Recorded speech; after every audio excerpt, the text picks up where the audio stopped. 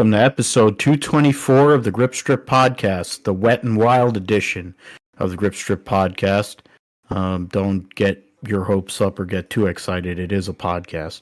My name is Philip Matthew. I'm your host, and I'm with my co-host, the iRacing Indy 500 champion, a computer genius, a gentleman and a scholar. His name is Josh Fine. What's going on, man? Hey, I'm doing good. Great, Phil. Wet and wild. A lot of rain this weekend. Some of our races that we cover, but a lot of wild stuff that we saw this weekend, of course, across all the series. Ready to get into it and talk about all that we saw.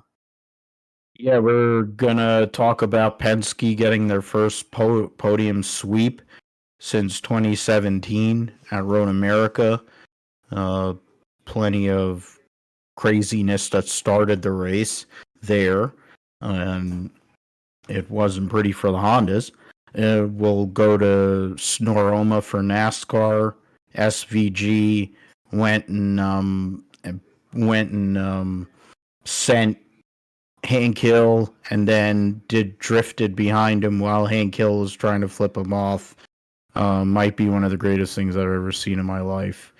Was never a big SVG fan because I was a Scotty McLaughlin guy at supercars, and he went from Ford to GM, but I'm a fan of him now because anybody that will troll and make Austin Hill shut up makes me happy. So SVG won the XFinity race. That was a decent show there. The Cup race had a lot of argy-bargy, as Calvin Fish would say, a lot of cautions early.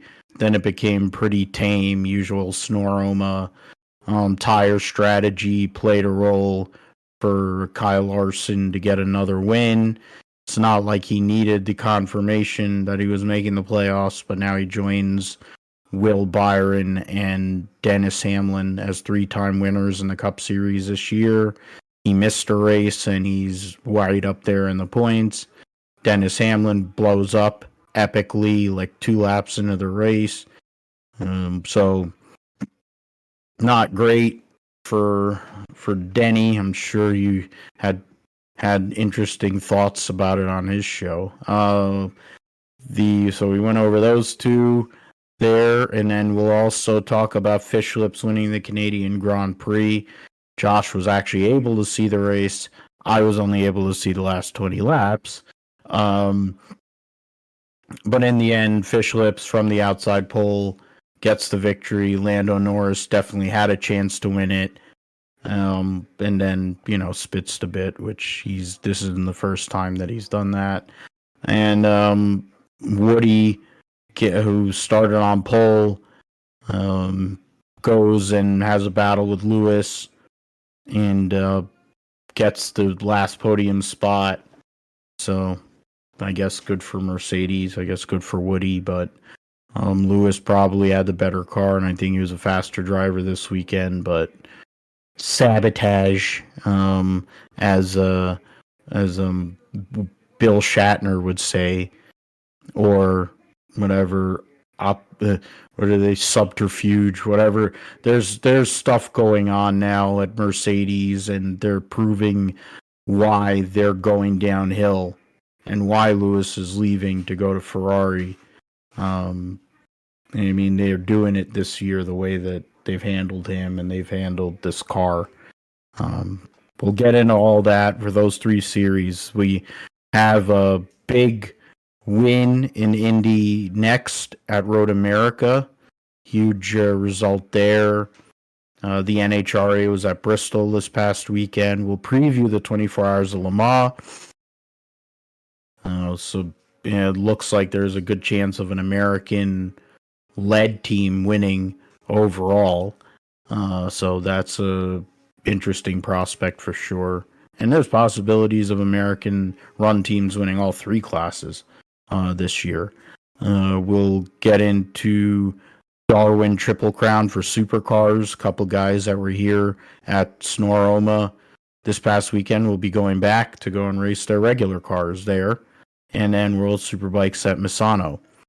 The Cup and XFinity series will be at Iowa Speedway. Cup for the first time ever. XFinity for the first time in a few years. And talk about NBC's 2024 debut. Sans Dale Earnhardt Jr., sans some other things. Sounds like Lee Diffie is going to be calling some races, so that'll be an interesting prospect. We'll get into that, and we expect from NBC and also from CW, since CW will be kicking in, I think, with the last 10 races of the series, I think, for the Xfinity, or however many races they have for the playoff. They'll be kicking in for that, so we'll talk about those two. We'll preview and make picks for Cup and Xfinity. There, Josh will let us know all things going on in the world of iRacing and gaming in the Sim segment, and then we'll call it a day. So we will start with IndyCar and Will Power going and getting his first win in 2 years, 34 races, for giving a Penske sweep there on the podium. Gets the win by 3.26 seconds over Joseph Newgarden, who had went and sent his car in a Bolivian coming out of Canada corner in qualifying, destroyed that car, was able to get the backup out and compete. And then Scott McLaughlin gets third place. So that was, as I mentioned, Penske 1, 2, 3 strategy and cautions that assisted in that. The pole sitter for the race was Linus Lundqvist in his first pole as an IndyCar driver. Marcus Armstrong shipped him, and then Joseph Newgarden went and sent Colton Herta, and Colton Herta was not happy about it. Expressed himself in quite an interesting way, too. We'll go through the top 10. So Power, Newgarden, McLaughlin, Alex Palou, two-time winner there. Kyle Kirkwood finishes 5th. Herta, Grosjean, Paddle Award, Marcus Ericsson giving Andretti all their cars in the top 10, and Green Rehal rounding out the top 10. Lundgaard just outside the top 10. Lundqvist recovers to finish 12th. Teo Pocher's had quite an interesting week. Finishes 13th. There were 22 cars on the lead lap. 2 cars that were out of the race, Armstrong and Kiffin Simpson, who hit the fence pretty hard and he had contact with, he had broken a wing and then had contact with Christian Rasmussen that sent him off into the fence. And that ended his day. He had his best qualifying of his career, Kiffin Simpson in 12th. And an Armstrong, who I think I picked to win the race on the fantasy game, promptly goes out there and then shits the bed. Points lead as of now is 5 points between, Will Power goes and takes the points lead by 5 over Alex Palou, and then Scott Dixon, who was the points leader, falls back to third, 11 points behind. So quite an interesting 3-horse race at the moment. Will Power trying to go for a third championship, and Scott Dixon trying to go for number 7, and then Alex Palou trying to go for number 3 as well in 4 years. So, quite an intriguing battle. A lot of strategy going on there. But in the end, it was the Penske guys that dominated the race.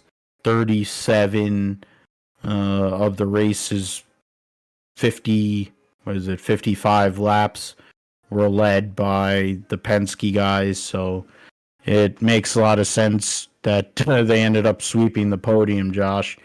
And Will Power breaking a 2-year losing streak, his wife with the health problems that she has had, being able to be there in victory lane, their son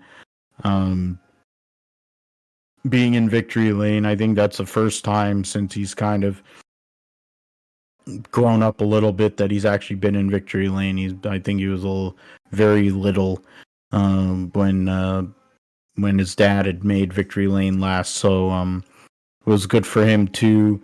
Penske, after all the cheating scandal and all that nonsense, just continues to win. If something happens, they go and fade it anyway, Josh. And in this case, for Will Power, he's set himself up right now as a early title favorite after the two Ganassi guys had made their claims so far in 2024. Well, first of all, for Will Power, what a way to get back in victory lane. Obviously last year not being in, the winner's circle at all, one of the worst seasons he's had in his IndyCar career. And, so far this year he's been, really good throughout, and um, just had the pace throughout the entire, throughout the entire race. Only led 9 laps, but still Penske perfect for Power there, and Penske trio sweeping the podium. Which, come to think of it, with him opening, or owning the series, like, it's actually kind of crazy that it doesn't happen more often. But, given the fact that the controversy, uh, with the push to pass, it does look suspect. But I guess now that we continue to go throughout the, or leave, that situation, um, it does, it affects it less, I guess. But yeah, the Chevys, yeah, they definitely had pace throughout the field. Not just Penske, but Pato O'Ward had pace as well. Romain Grosjean got his best finish of the season. So you saw a lot of action throughout the field.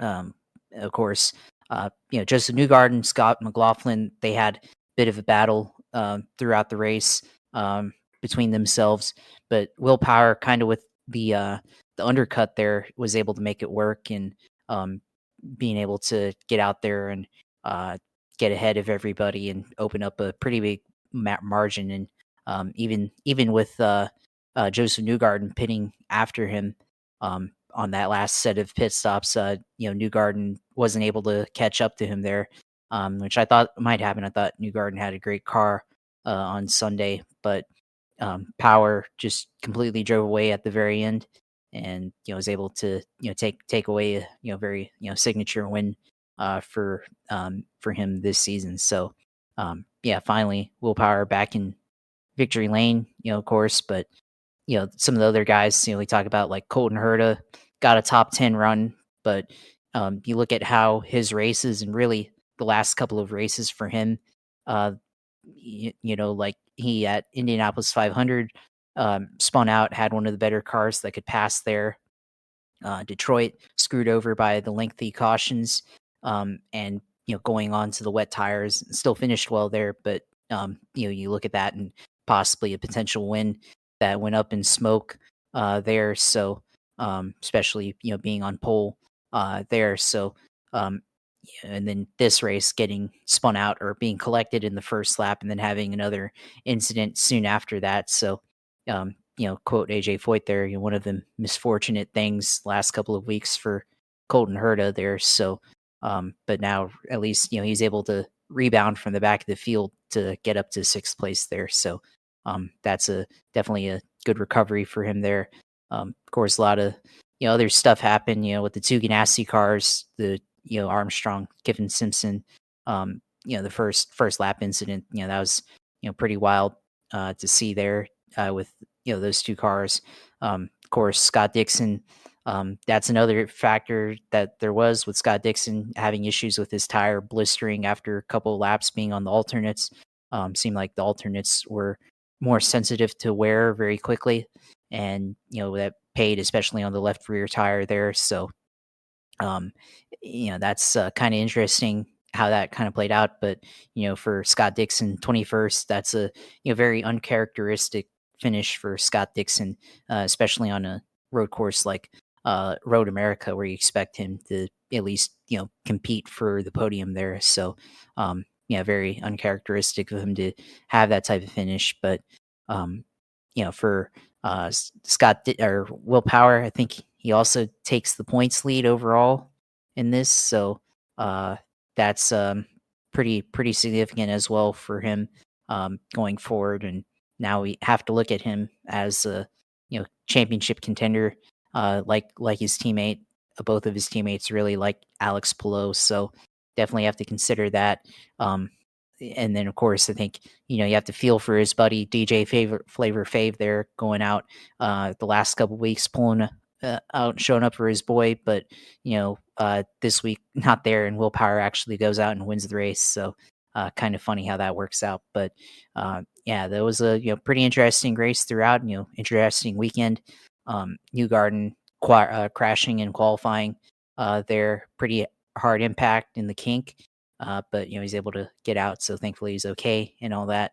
And pretty wet weekend overall, except for the race day. So, but of course, rain definitely a factor, throughout the weekend. So, definitely affected some people's weekends in terms of being able to get settled and get prepared for this race. But yeah, I mean, I thought Road America very good race for IndyCar, especially after last week, what we saw at Detroit.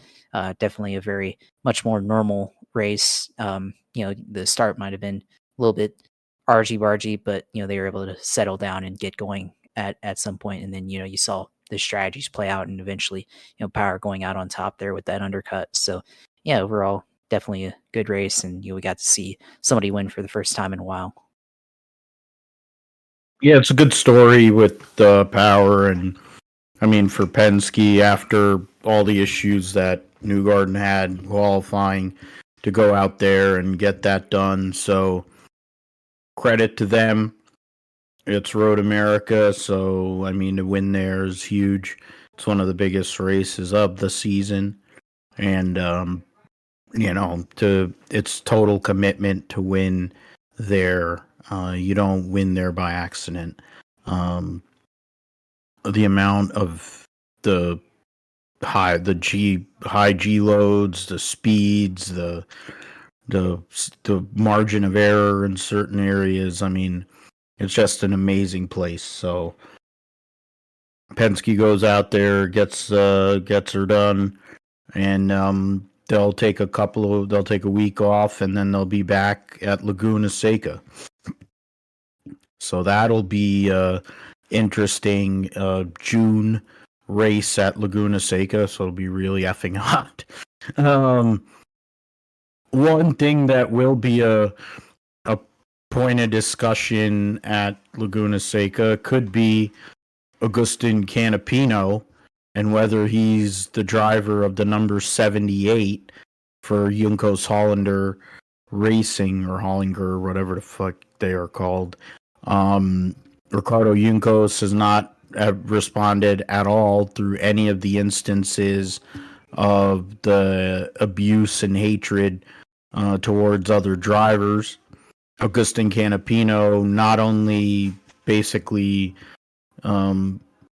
played it off, but then got enraged and started leaning into it as though he was like a certain orange fellow, and he got to the point where it messed with his head enough to where he wasn't in a good enough mind space in the team's belief to go and wheel their race car this weekend. And then there's Pruitt put out his story on Racer, so there's a lot more details in there. Actually, a well-written story by Marshall Pruitt, which is shocking considering the amount of crap that he puts out writing-wise. But it must have gotten the Robin Miller touch or something randomly in that particular story. Nolan Siegel looks like Gilbert Gottfried. His dad's got a lot of money. He's been in Indy Next. He tried to qualify for the Indy 500 and hit the fence twice, once in first round qualifying and then in the last row shootout. trying to make the show and knock Green Hall out of the 500, went and wrecked his backup car. He raced at Thermal, and I think he raced at where it was St. Pete. I believe he raced at St. Pete, but I might be wrong on that one.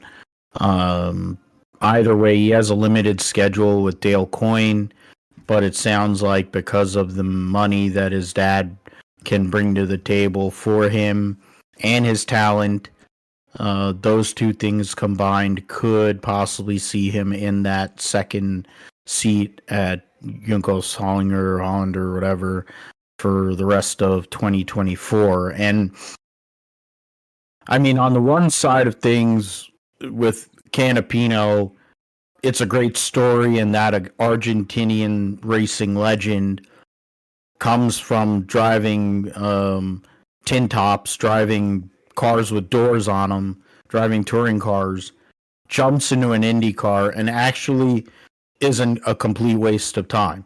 And at times last year was very, very fast. This year he hasn't been as fortunate. I think there was a better team dynamic last year because Callum Ilot's a young guy. He's, fast. He's always going for it. Grosjean is kind of an egomaniac, and, he's a wrecker by trade.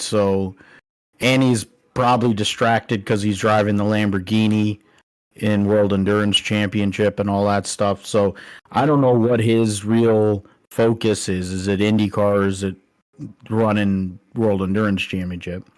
Canapino hasn't taken that step forward this year, and then he has the stuff that happened at Detroit.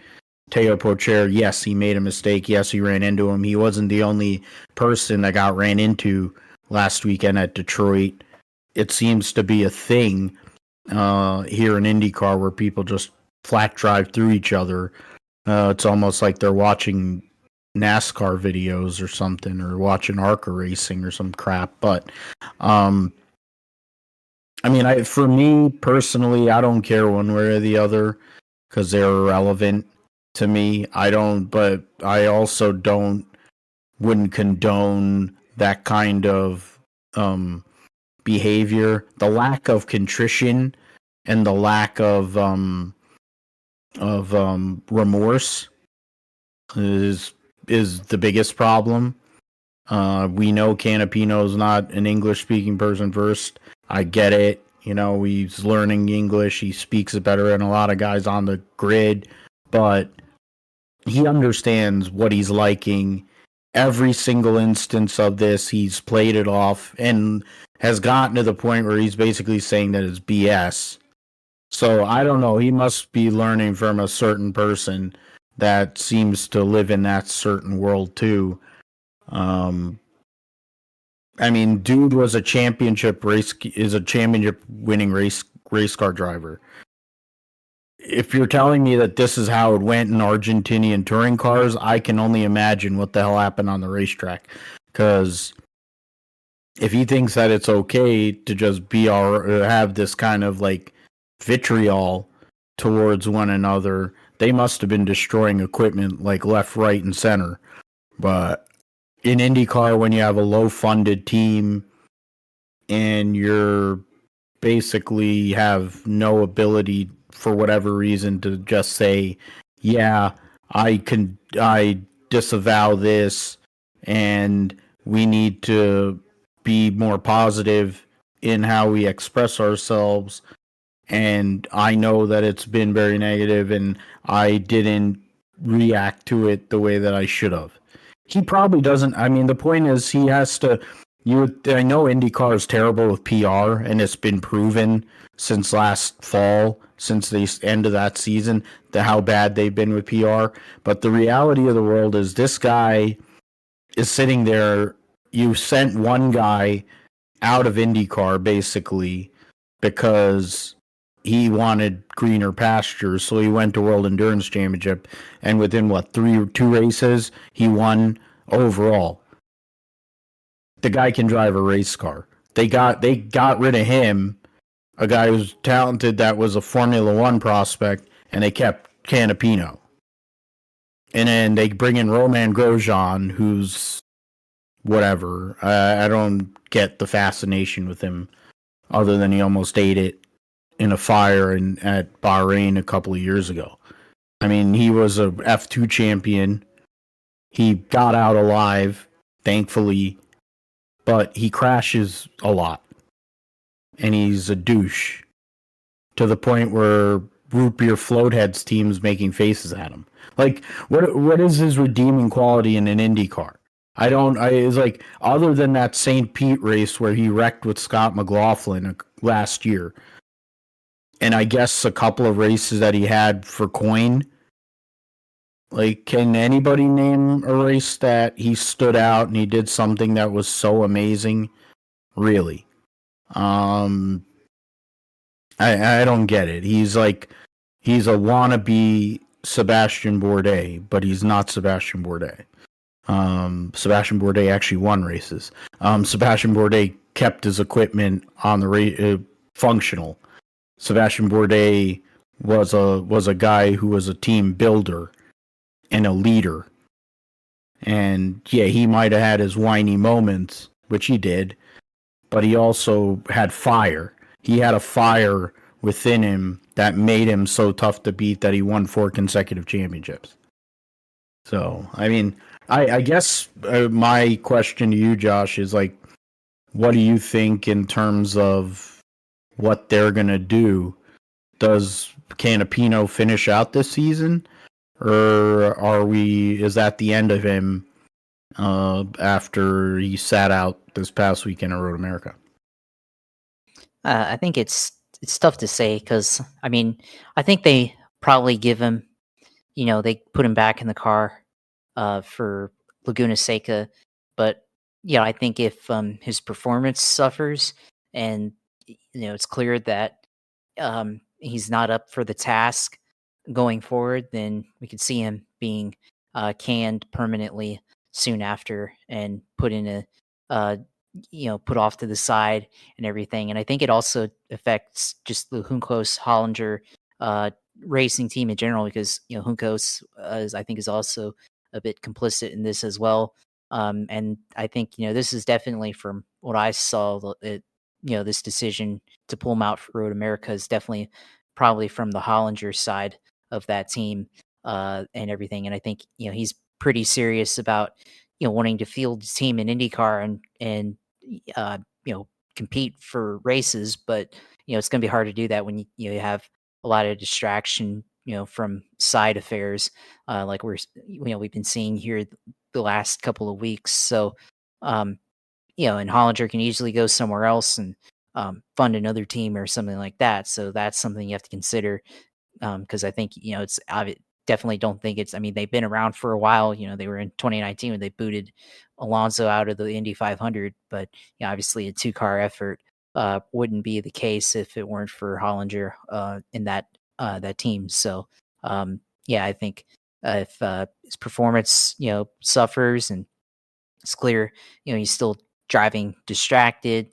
or just isn't in it, then I think you're out, next guy up. So we'll see how this plays out. I mean, put Nolan Siegel in that car. He's definitely a more than capable driver, and we've seen that he's definitely got some cojones with the Indy 500 qualifying effort that he put up there, willing to go for it all with everything on the line there. So I think for him, definitely a big opportunity that he had this weekend to get in that car, and didn't finish too well, but it's at least a start for him to possibly get into a full-time ride in this series. So that's certainly it's something to think about. And also for Canapino, like I mean, I think it's cult of personality, for sure, with him being unwilling to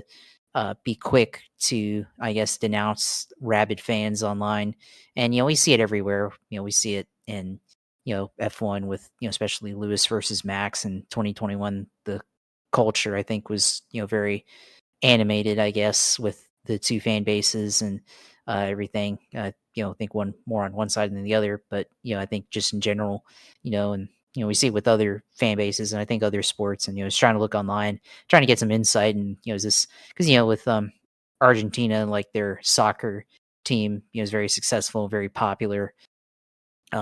Is the Argentinian like fan culture around that also kind of behaving in the same way? And I couldn't get like a straight answer. Is very mixed on that, but I think it doesn't really matter like what the culture is. I think it's about who you are, how you carry yourself as a person and everything. And clearly, he's not willing to, or hasn't shown the ability to shut that down completely. And seems like even if you're in a situation where you're just like, okay, you don't care, then show you don't care. Because I mean, clearly it seemed like he was in a situation where his mental state wasn't ready to race at all on Friday, so they pulled him out and everything. So just be a good guy, and then don't have to worry about all that stuff.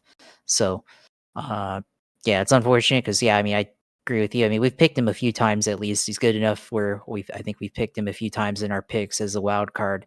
Throughout the last season, not this year, but definitely I think last year. At least for me, I remember him being picked a few times. So definitely talented enough to be an IndyCar, but can you handle fan base and all that, and being able to withstand pressure and all that stuff from your own fans? Got to be able to do that and everything, or otherwise, you're not gonna be able to be focused on doing your actual job. So we'll see, what happens, what comes out of this. Can you respond? Um, put up a good effort, next weekend at Laguna Seca. We'll see, but definitely, it's not something that you want to see, especially going after unfairly. I think going after the another driver, whether it's Cal Milat or Tio Pocher, definitely not something you want to see. And if it continues, you definitely got to take action, and might be the only way to deal with the problem is to just remove him from the ride completely. And I know that for Ricardo Juncos, who's been involved in road Indy for many years and was a driver at one point, I don't think that this is the way he wants to go out of IndyCar. Yes, he harbors mediocrity in a Instagram influencer in Indy Next. Yes, he does own teams in all these series, but the reality of the world is this is the thing that's sticking on him, and he's been silent. And I think as much as anything, other than that Canapino's inability to take any acceptance or going and handling it, is the fact that Ricardo Juncos has not responded at all. And I think that in itself is just like PR 101, like an absolute abject failure. Not, I mean, whatever, sit him out, not sit him out, but like literally come up with a mea culpa. Like, dude, it's not that hard to write a freaking quick, blurb and have him record a video. I mean, that's essentially what Larson did, and he went and got a better ride out of it. I mean, and so that's like, which we're going to talk about here in a second anyway with Larson. But the point is, it's really not that hard, and they've made it way worse on themselves. And they were in the leader circle situation last year with that car. Now they're probably going to be back in the leader circle conversation this year. Whether Canapino's in the car, Nolan Siegel's in the car, whoever. But the difference is with Nolan Siegel, he's got daddy's money on top of semblance of talent, but he has daddy's money behind him.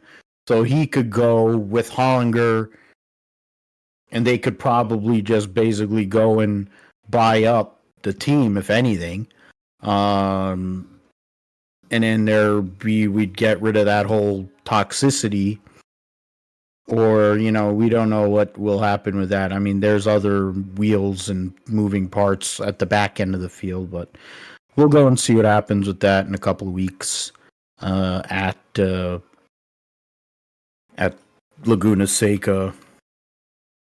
I'll go to the standings. Like I mentioned, Power leads by 5 points over Palou, 11 over Dixon.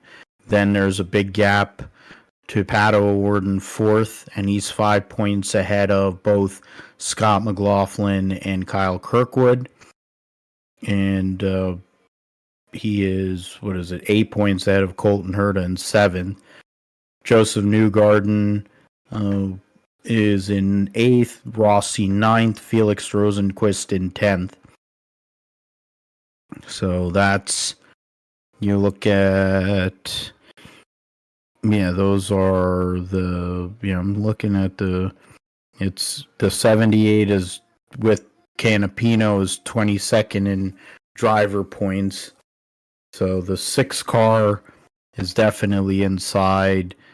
I figure the 66 has got some sweat going on. The 20, the 18, you probably got Pietro Fittipaldi as well as probably another one in play. The 51, the 51 is probably in play for that too. So we'll see what that's something, another piece of news. David Malukas, who was with McLaren, got hurt, got let go from McLaren. He's going to be driving the Meyer-Shank number 66 for the remainder of 2024, which on one end is very good because he's really good on ovals. And that's something that Rosenquist has never really been amazing at. So it's a good balance. Rosenquist has shown a lot of speed this year. That hasn't been the case with whoever's been in that 66 car. So we'll see what Malukas brings to the table. And he's been fast. Another guy, of course, with daddy's money, at least for a portion of his career. Now being able to prove himself in a funded effort, what can he do? I'm assuming that I would assume it's a longer term deal, and that between Jim Myers, a multi-millionaire, and Shank, who's, grassroots guy, and an Alio, when he does pay his taxes, is pretty wealthy. They aren't going to go and turn down that HMD money by any stretch of the imagination. And that would probably be an avenue, depending on how many engines there are, for HMD to get an IndyCar as a full-time participant. But that's beside the point. I mean, Malukas is back on the grid. He's a good dude. He's goofy. He does good stuff on social media. I think he's good for the series. And it'll add another competitive driver out there. Tom Blomqvist probably going to be back in a Honda DPI or whatever here in the next few months, because the Honda program is probably going to be moving back over to Meyer-Shank, with the likelihood of Wayne Taylor Andretti going to Cadillac. So that's been out there. I don't think that it's like breaking news by any stretch of the imagination. Action Express will continue with Cadillac, but Ganassi's getting out of the Cadillac deal, so they're going to go. I don't know what they're going to do, but Andretti, who with Wayne Taylor, who was a GM guy for many years, Michael Andretti, who drove Chevy-powered Indy cars himself, had Chevy-powered cars with Andretti Global or Andretti Autosport, or however many different names they've had. So he's had GM, he had Holden's in Australia. So, I mean, so that's going to be a big swap around of teams and manufacturers. So it's interesting what the curiosity is what Ganassi will do with all the different manufacturers that are involved in world and in that hypercar DPI deal. Who will go there? But we'll see what happens with that. So we move forward from IndyCar, spend a lot of time on that, and we will move to the NASCAR Cup and XFinity at Snoreoma. Kyle Larson gets the victory there. The Hendrick cars were fast all weekend, so it's not like it's all that shocking.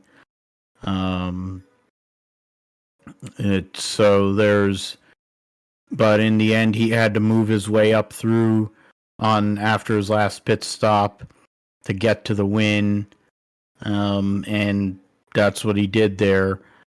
Kyle Larson led 19 laps and won for the third time in 2024, his 26th career victory. There were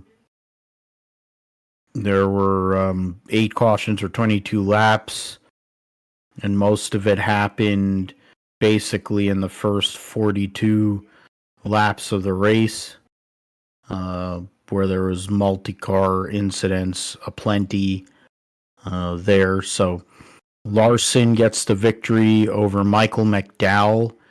Christopher Buescher was third. William Clyde Elliott II was fourth. Ross Chastain rounding out the top 5. He had a fast race car all weekend as well. AJ Allmendinger finished 6th. Ryan Blaney 7th. Tyler Reddick, who made contact with Larson late in a later portion of the race and then basically fell back, was 8th. Christopher Bell 9th, and Todd Gilliland gets a top 10 finish. LaJoie actually did well. 11th. There's issues. I think, Kyle Busch got dumped by Ross Chastain. Martin Truex Jr. ran out of fuel and ended up finishing 27th, last car in a lead lap.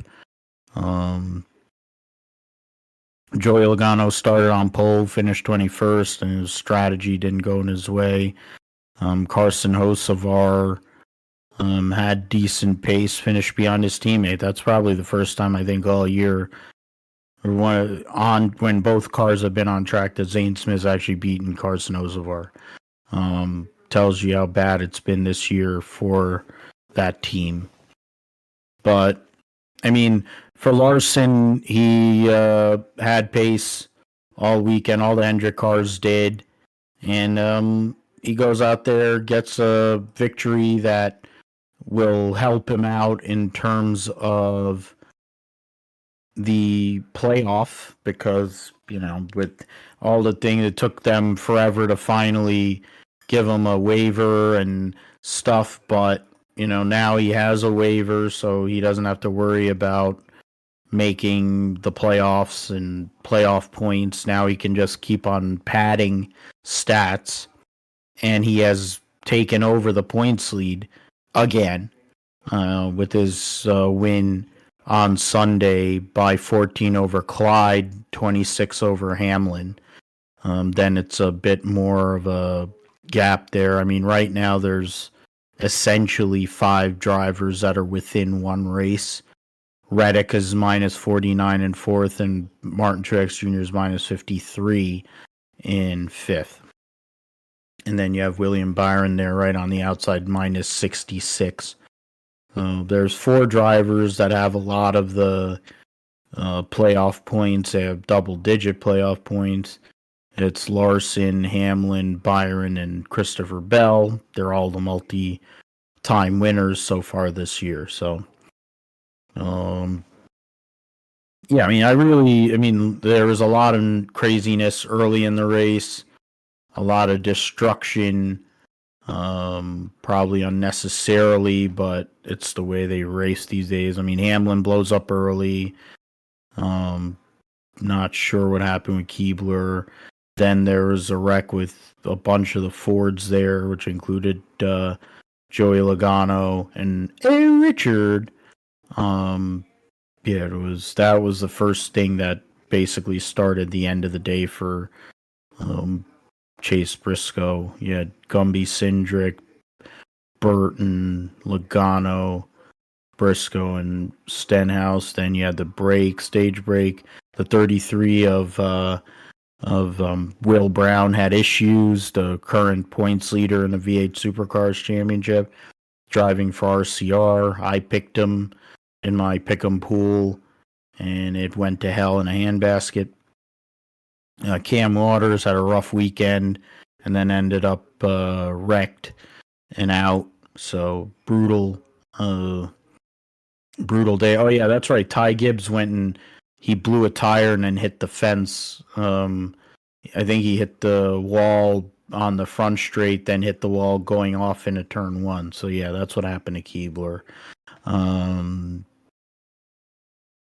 Yeah, that was that. And I'm trying to look at Then there was the big wreck where I think Eric Jones sent Josh Berry into the hairpin and he pinballed into I don't know how many people, which included Cam Waters.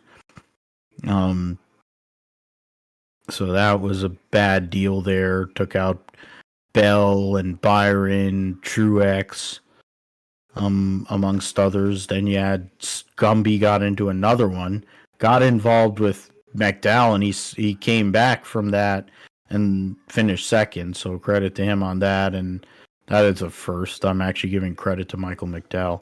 And then Gags in there. And then after that, that basically was the end of the RG Bargy. But I mean, when it comes down to it, Larson has been probably the best driver so far this year. He's missed a race and he still leads. He's back in the points lead, and I think going into a racetrack that they're going to have extra practice is a bad sign for Kyle Larson and for why am I forgetting his crew chief's name? Cliff Daniels. Cliff Daniels, thank you. It's starting to have a feel like 2021 when he went out there and did a Jeff Gordon or Jimmy Johnson 110 races and basically opened a can on everybody. He's needed a couple of years, I think, to figure out this car. Now that he has, I think he's pretty comfortable because he gets to race his high limit series and do all that. And he's in a good place, and that's a dangerous thing. That team is hard to beat when they get on a run, and it's up to these guys to start responding, but they couldn't do it on Sunday at Sears Point, Josh. Yeah, you bring up Kyle Larson, and one of the things he did on Sunday was tie Dale Earnhardt Jr. In the wins column in career wins in NASCAR 26 there. So, which obviously he's going to surpass that. Not a very high mark, but obviously a very significant. Dale significant figure in the sport still and all that. So, and Hall of Famer as well. So, very significant mark to tie there for Kyle Larson there. But yeah, the strategy obviously worked out. Where they were one of the last ones to pit and put them on the attack. That's it.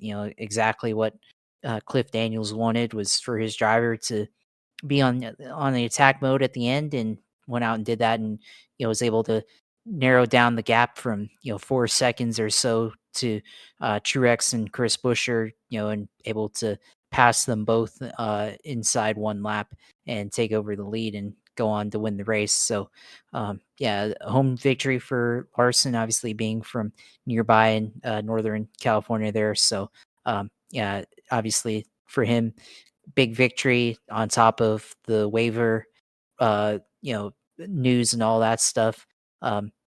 He was, he didn't seem bothered by it, but you wondered how they were going to respond after uh, being given back their playoff status. You know, the week leading up to it, and then going out and grabbing the win here. That's the way I guess that you want to respond to winning or to getting that playoff waiver, is to go out and win the next race and show up and say you own these guys here in this series, which I think definitely do in terms of points right now. And he's been able to just go out and go on a tear. And you talk about Iowa coming up next and with extra practice time. Well, they were one of the teams in the tire test a couple weeks ago after the Coca-Cola 600, so they've already got some data from this. So add on to that, along with a couple of other drivers. But we saw how, and I don't know how many laps they ran, but we saw how Joey Logano, North Wilkesboro, going out there and just flat out dominating after the repave, and they had a ton of tire test laps. Larson here at Iowa having tire test data, will they be able to go out and dominate there? Which this is going to be an interesting one with the half of a repave and part of the corners there at Iowa. We'll see how that comes out and how they're able to perform there. But yeah, there's an opportunity here, Larson, of course, and bring up the tracks that we're going to next year on the schedule. They've got um, Nashville's coming up, which he's won there before as well. So there's potential for Larson to go on a bit of a summer heater here as we transition into the summer and go out and put a hurting on the field as they get ready and stack up as many playoff points as possible. So there's potential there for him to go out and do that. And you bring up him being able to figure out this next gen car and everything. Well, I mean, last year they came runner up in the championship, and the year before that, they didn't make the final four in drivers' points, but certainly owners' standings. They were able to make the final four there. So, they've figured out a way to be there at the end, even if, they haven't gotten the right results. So, if they've actually figured out, look out, he might be putting a run like you said in 2021 when he won 10 races in the championship there. So, yeah, definitely a lot going there for Larson. But, of course, for the other guys, of course, for Martin Truex, I mean, yeah, that was a pretty interesting ending there, which I thought he's interesting that he kept pace, within a second to Kyle Larson for most of the final laps. And then at the end, kind of started to drop back. And then the final lap, he dropped way back. And then, uh, you know, running off of, turn 11 there, going off there and running out of fuel. That's probably the worst spot to run out of gas because you're on flat land there. And if you run out of gas, there's no way to, get fuel back into the car with any elevation there. So, which is interesting because like he ran out there and then effectively came to a stop well short of the finish line, but I guess was somehow able to get it going enough to cross the line finally. Some 3 minutes after the final lap had already been over. So, which it's kind of interesting there, but for him, that's pretty significant. Lost a lot of points here for having a good run, where they were able to get playoff or stage points in stage two. They were in contention for the win. So, if later in the year, which I highly doubt, but if it comes down to it, and later in the year, that he's in a situation where he needs to have a good spot, to finish, whether it's the next round or possibly the cutoff race for the playoffs. Definitely could be looking back on this race as a huge missed opportunity, and being able to have enough points for that. So that's real unfortunate for him. On the other hand, Chris Buescher led laps, of course, and you picked him to win, which could have been uh, a possible scenario there, but just didn't have the tires at the end, of course, being longer. But he had dropped back a lot, uh, even well before the final lap. So I wonder if they were in kind of that same fuel situation, and they just figured out or realized that they were in that situation a lot sooner than Truex did, and they were able to kind of save fuel and make it to the end there. So yeah, that's very interesting. I mean, I know we call it Snoreoma and all that, but I thought at least the finish was very intriguing with the different strategies there and everything. So that was good, of course. And then Ross Chastain, Kyle Busch get together on the final lap, and that cost Kyle Busch some points there. So Kyle Busch, getting screwed over again as of late and having some bad luck. So we'll see how he treats Ross Chastain here in the next couple of weeks. And then Ross Chastain also got bumped out of the way on the final lap by Chase Elliott there. So, Chase going there and getting a fourth place finish there to, I think, continue his streak of not having a finish less than 20th to start out the season, which is actually pretty incredible. So, yeah, I mean, a lot happened in this race, a lot of argy bargy the first two stages, but at least we had at the end kind of a played out finish where we got to see all the different strategies play out and got to see some, I guess, good racing there at the end with Buescher versus Truex, and then Kyle Larson just overtaking both of them. Yeah, definitely a lot to take in there. And you mentioned Kyle Busch. I mean, the points for him, he's actually 8 points out of the cutoff now, because Darrell Wallace Jr. currently sits at the cutoff spot. Buescher, even though he had the misfortune at the end of the race with the fuel and all that, he still was able to finish third and gain ground on the cutoff. And now he is 24 points ahead of Darrell Wallace Jr. there in 15th. Right now, 9 different drivers have won. Truex is the highest placed driver that hasn't won. Right now in 10th place, but would be, in terms of points wise, he'd be, third, fourth, fifth. He'd be fifth.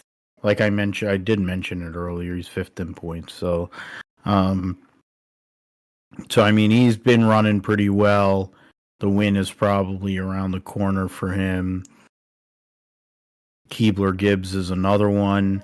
He's tied with Brad Keselowski and a point ahead of Christopher Bell. So it's a matter of time for him. So those are interesting. I mean, Blaney, another one that probably you would think would win. Chastain has won the last couple of years. Chris Buescher last year went on a run during the summer. Bubba hasn't won in a while, but there are some good racetracks, Iowa being one of them, Nashville, I think, being another one. The super speedway type racing, so then you have Atlanta and Daytona, et cetera, et cetera. So there's options for him too. And then Kyle Busch could win anywhere, even though he's driving for RCR. So that's something to look at. Logano right now is 16 points out. So 8 points out Kyle Busch, 16 points out Joey Logano, and then Briscoe with his DNF goes from, I think, being in the cutoff or close to the cutoff to being 27 points out. He's ahead of Gumby, Cindric, and Daniel Suarez, but that doesn't count for crap because both of them have wins. So that's that. Iowa, of course, coming up for the Cup Series. For Xfinity, the last time Fox will show the Xfinity Series for the foreseeable future, amongst a bunch of different things that are happening. Race hubs ending tomorrow because we're recording this on a Monday. Wonder who's going to be left after all that, considering how bad they cover races as it is. But the Zip buy now pay later $250 at Snoreoma Definitely was pretty boring. There wasn't a whole lot going on. Keebler Gibbs dominated the race. You picked Keebler Gibbs to win this, I think. So you picked Keebler Gibbs. I picked John Hunter Nemechek, and that was a mistake. Shane Van Gisbergen gets his second consecutive win, starting from pole, got a stage win on top of it. So, great day for him. He also sent Austin Hill, which is always great for the world. Sheldon Creed got his 94th second place finish in the Xfinity series. Sam Mayer finishes third. Austin Green, the son of David Green, gets a top 5 finish in the three-dimensional services car. That's Doug Peterson's team. They're running TA2, so or they were running in TA2. And Austin Green was there. Hank Hill rounds out the top 5. Justin Allgaier, Chandler Smith, John R. Nemechek, Cole Custer, and Parker Kligerman rounds out the top 10. You had Parker Retzlaff, who got some stage points, along with Jesse Love, Riley Herbst, 11th through 13th. AJ Allmendinger got a second in stage 1, finished 17th on the day. Alfredo got stage points in stage 1, and so did Sammy Smith, but issues for both of those guys. I mentioned Keebler, who had the accident, led 26 laps, won a stage. He was involved in that multi-car wreck on lap 51, then proceeded to go and rage, burn out, and destroy other people's cars on top of it, including his teammate Chandler Smith. So I don't know what Reverend Gibbs gives his son, grandson for going and destroying their equipment, but this one is SVG going out there and kind of imposing his will. Did have an issue with getting back through the field, but on restarts, he was just absolutely dirty and went out there and did something that a lot of people have wanted to do to Austin Hill, which is go and send him into the dirt, and I think in the end it was a racing deal. I mean, he probably overshot the corner, sure. Hill didn't want to say anything because he's a bitch. Because he can't help himself. He's like Agustin Canapino, except he's an inbred from Georgia. Walking hypocrisy. But yeah, he had to sit there and eat a piece of humble pie while SVG was doing drifting around him, which was I think the best part of the weekend for NASCAR. But now he's solidly doesn't have to worry about playoff. I mean, I think now he's working towards trying to accumulate as many stage points as he can the rest of this regular season, while learning these racetracks, while learning the ovals. Colleague has not been great on the ovals this year. So this is where they're going to have to maximize their opportunity, Josh, and they're 2 for 2, or 2 for 3. They probably could be 3 for 3. And I have a hard time believing that other people are going to give them any resistance, especially at Chicago. I think that one you could just write in. Watkins then will probably be a little more difficult, and then the Roval will be interesting, but SVG doing SVG things.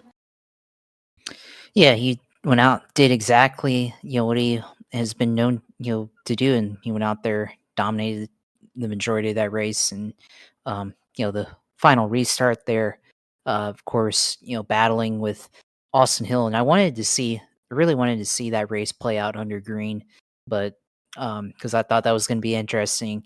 Or SVG setting up Austin Hill for the pass for the win there, and you could tell he was itching to get close. Like he fell back a little bit, and then starting to get close to him, and then the caution came out, and then restart happens, and SVG just sends it into turn 2 there at or turn 3, whichever turn it is at Sonoma. And um, I mean, there's an argument I think you can make for SVG. Like, he definitely sent it in there, but I think he had, he was able to get the space. He had the space there in that turn, and then Austin Hill kind of turned down into him, and that's kind of where they collided there. So I think you can give a bit of a nod of the argument, but I also think SVG definitely took advantage of the opportunity to be in that position. So I think overall racing deal, and definitely good hard racing. He didn't race him dirty or anything like that. They just came together, and Austin Hill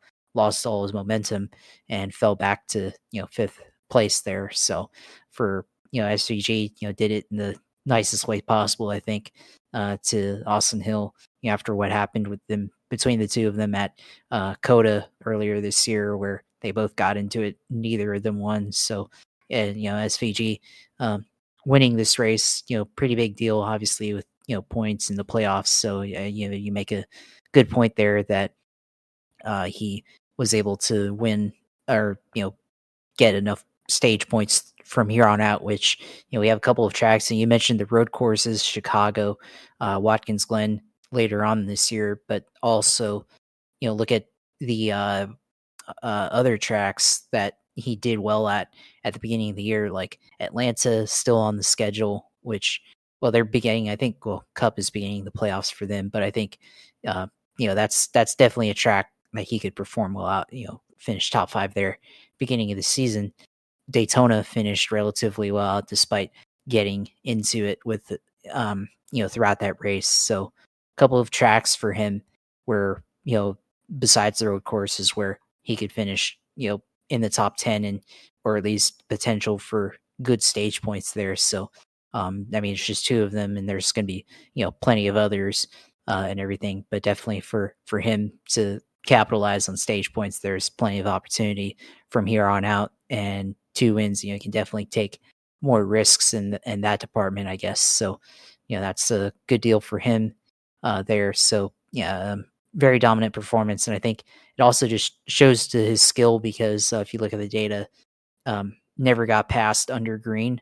Whatever positions he lost were under caution. So that shows how good a driver he is on road courses and everything. So if he ever figures it out, if he continues to learn and figures things out on ovals, I mean, look out, this guy might be really good here in the Xfinity, and he's gonna more than likely gonna be in Cup next year. So it's gonna be interesting to see that play out in a car that's very similar to what he's used to in supercars. So once he gets to that opportunity, which he has a little bit this year on ovals, and really understands things, he could be a contender in a very quick amount of time in the Cup Series. So yeah, I mean, this, definitely very interesting race, and definitely a very entertaining moment there at the end with Austin Hill. I like the juxtaposition of Austin Hill giving him the bird there on the cooldown lap, and SVG just doing burnouts like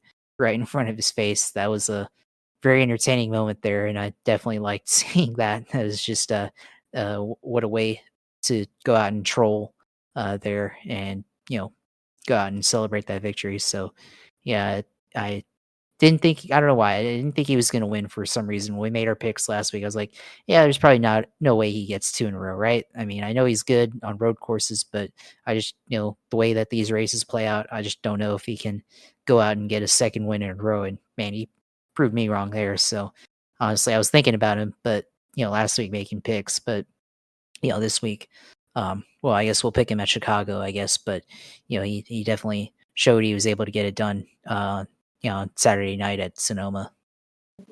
Yeah, there might be a rare instance where we both pick the same exact driver. I'm predicting that now. We can go back to this in a few weeks' time, but I think there's going to be an instance where there might be one guy that's picked twice because he'll be racing in both of those races at Chicago. But we'll see what happens. But SVG, Shane Van Gisbergen, gonna be able to be comfortable in the playoff now with his result, getting a second consecutive win, moves himself up to fourth in the playoff standing with his second win. 7 drivers in with a victory at the moment. AJ Allmendinger, Riley Herbst, and Sheldon Creed are all pretty close together points-wise. Parker Kligerman kind of in his own zone. And then Sammy Smith plus 11 over Ryan Sieg, plus 30 over teammate Buckshot Jones, and plus 31 over Anthony Alfredo. Parker Retzloff minus 65, and Brennan Poole, counting, being in contention at minus 73. So, yeah, I mean, the driver's points there. I mean, SVG now is in 10th overall in points, so there is that. I mean, Custer has not won this year. He leads overall the points by 12 over both Hill and Smith, who both have 2 wins, 24 over Justin Allgaier, who has 10 stage wins.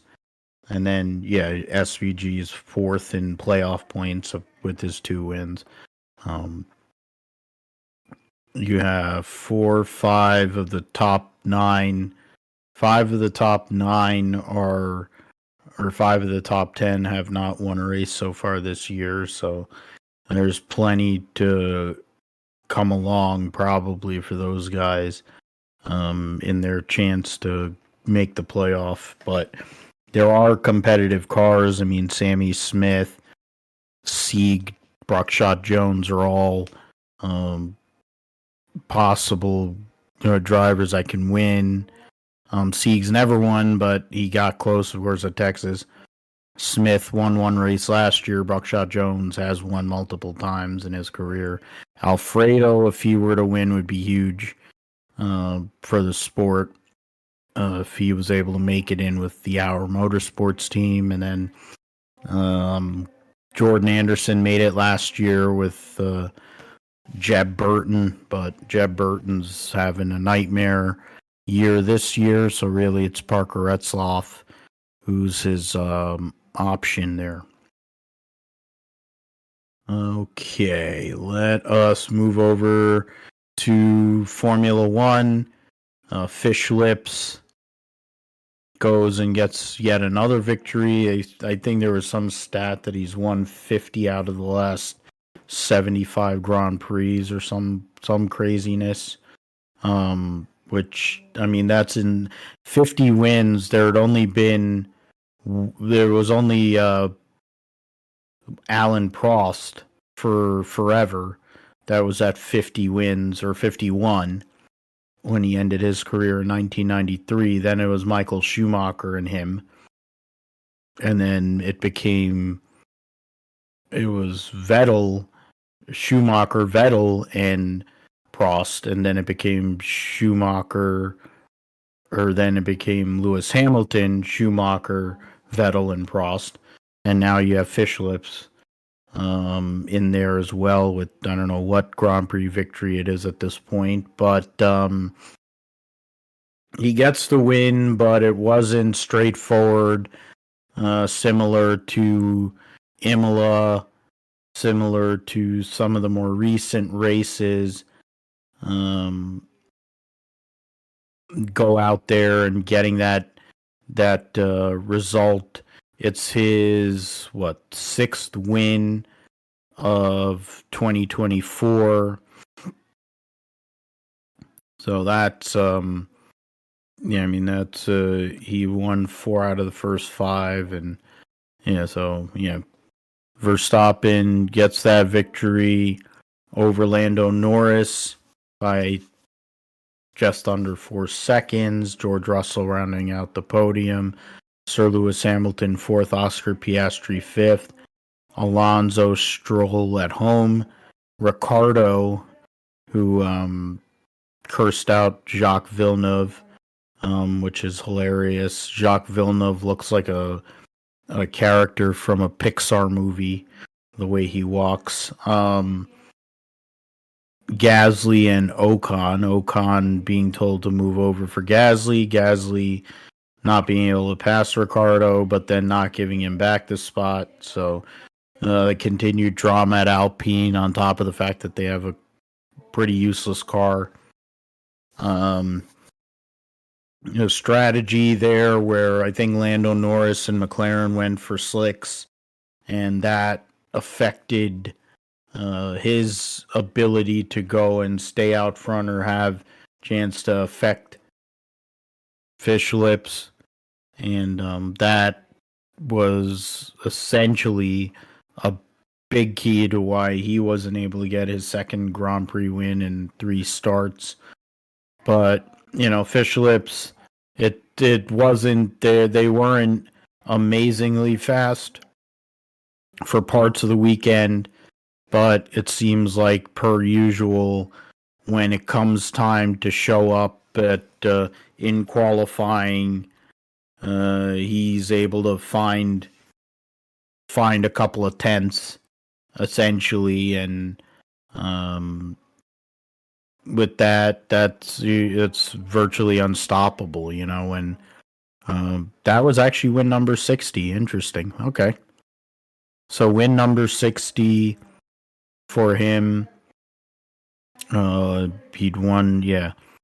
I mean, he's in the last 3 years, he's won 44 races. Interesting how that's, yeah. So he's won, 50 of his 60 wins, yeah. 2 or 6, 7, 3, yeah. 50 of his 60 wins have come in the last 66 and then 75 races.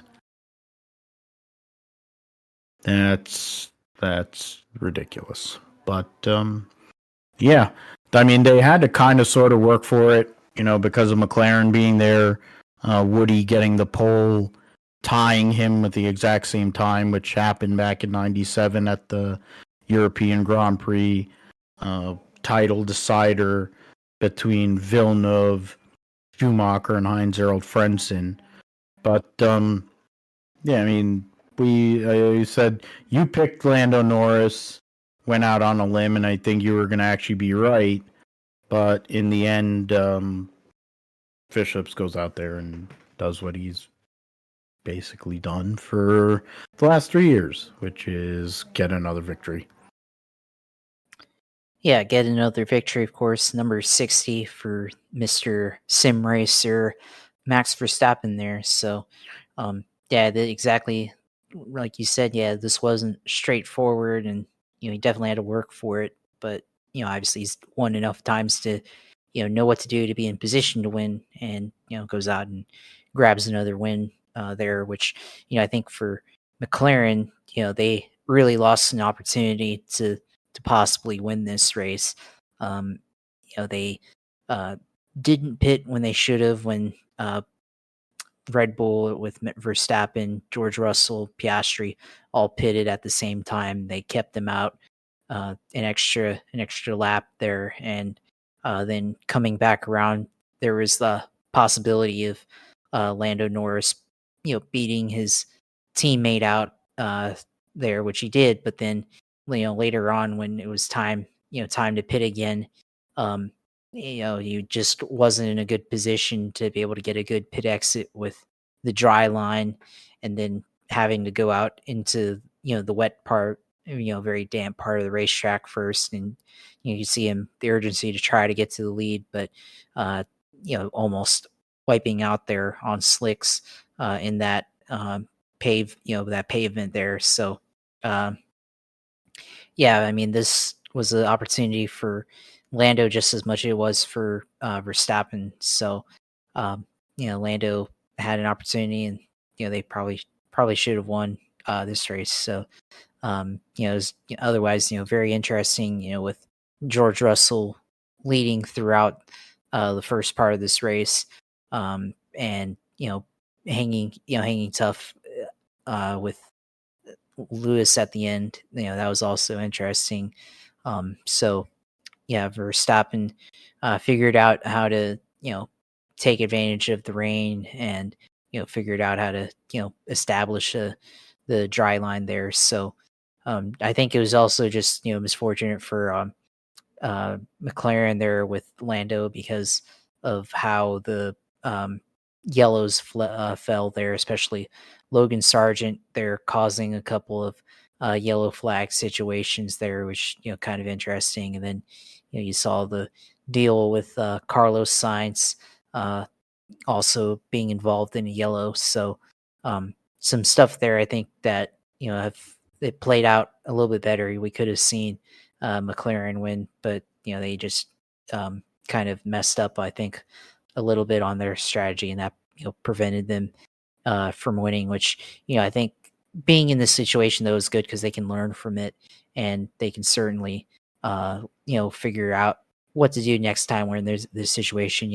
Obviously, in order to win races, you have to be up there and compete for podiums and stuff to be able to be up front and have enough fortune there.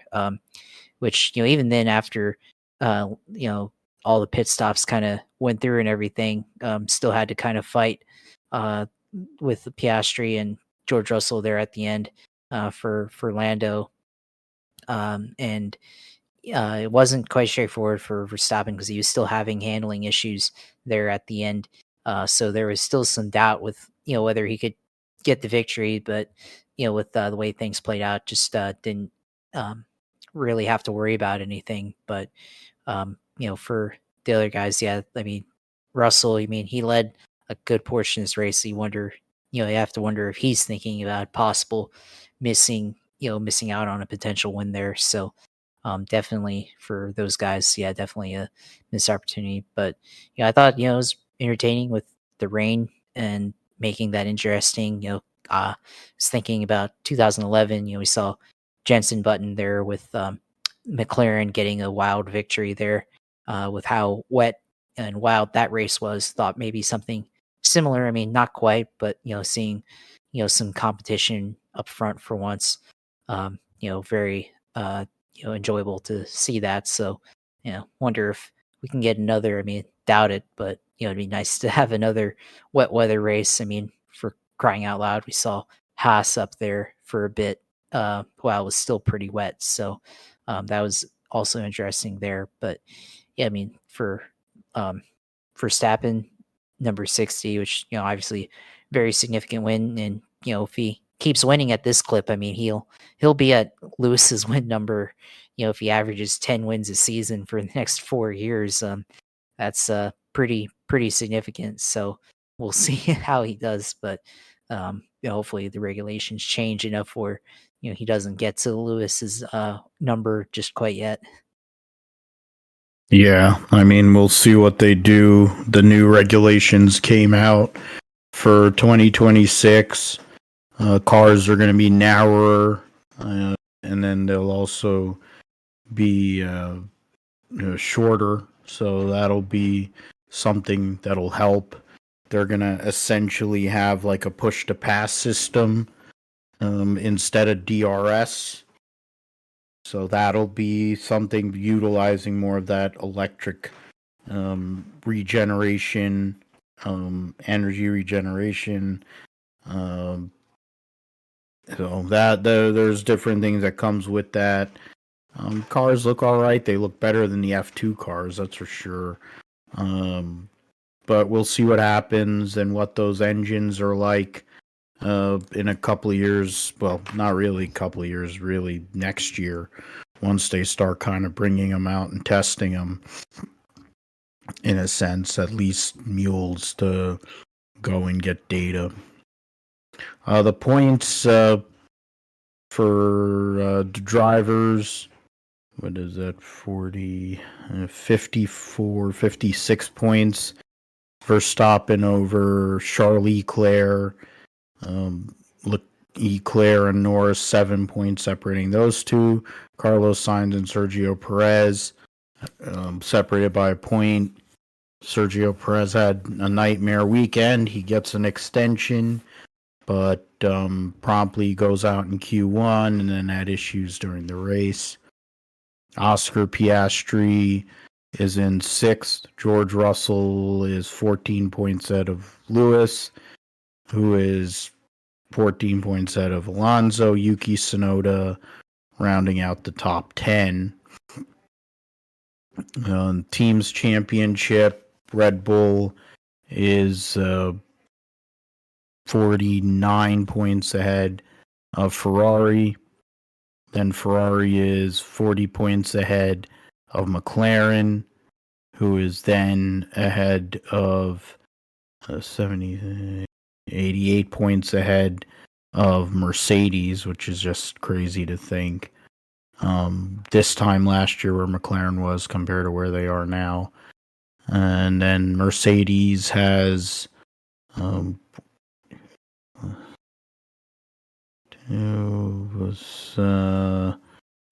66 point lead. Yeah, it looks like. On Aston Martin. Then RB is 30 points behind Aston, and then the battle for the back end positions. Haas has 7 points in 7th. Alpine has 5 points in 8th. Williams has 2 points in 9th, and then kick save and a beauty slobber has no points still. And then their next race will be at Catalunya for the Spanish Grand Prix. So the Aramco Gran Premio de España 2024. Also, just call it the freaking Spanish Grand Prix. They'll race. That'll be the first of a triple header, which will lead into Austria and then the British Grand Prix. So 3 weeks in a row racing once they have this week off for Formula One. We'll move forward to the GSP Roundup. The first story is Indy Next, which was at Road America, and it was a huge moment for Jamie Chadwick, the 3-time W Series champion, goes out and gets her first win, and she had to work hard for that race the whole entire time, so credit to Jamie Chadwick, the first woman to win on a road course in Indy Next, third woman to win in Indy, what is now Indy Next. So it was Indy Lights. Sarah McCune and Pippa Mann also won. And then also take into account Toyota Atlantics, or the Atlantic Championship, where Catherine Legg won, and then so did Simona Di Silvestro. So, I mean, that you're talking about a bunch of ladies that, and I think also they forgot Anna Beatrice, because they had said Sarah McCune or something. That was going way back. And then, Anna Beatrice did win. I think it was at Iowa Speedway. So, that's something. So, that's an extra one. But Jamie Chadwick goes out there, gets the victory, beating her teammate Louis Foster in the process, and holding off Foster and Jacob Abel, who is the points leader. Reese Gold, Kaio Collette rounding out the top 5. Callum Hedge, Josh Pearson, Bryce Aaron, Yuvan Sundarmurthy, the Wisconsin driver racing at his home track, who's had a struggle this year, then gets his best finish of the season. Nolan Aller finishing in top 10. Michael D'Orlando got a late call, but was able to jump in and race this weekend and finished 11th. There were 16 of the race's 21 drivers that finished. Lindsey Brewer was 6 seconds off of the car in front of her, finishing in 16th. That car that she finished behind was Jack William Miller, who had gotten sent off the course a couple of times, which led to why he was there. Miles Rowe was running in the top 10 and crashed with James Rowe, so not related, two different spellings. Or Jordan Missig, sorry. He crashed with Jordan Missig to fall out of the race there. They crashed in turn 1. So that was the Indy Lights. Abel leads the points by 19. 19 points over Louis Foster. Third is Kyle Collette. And then fourth is still Nolan Siegel. So right now it's basically Abel and Foster battling for the championship. Chadwick moves herself up into 9th in the standings. And there really is a decent battle points-wise.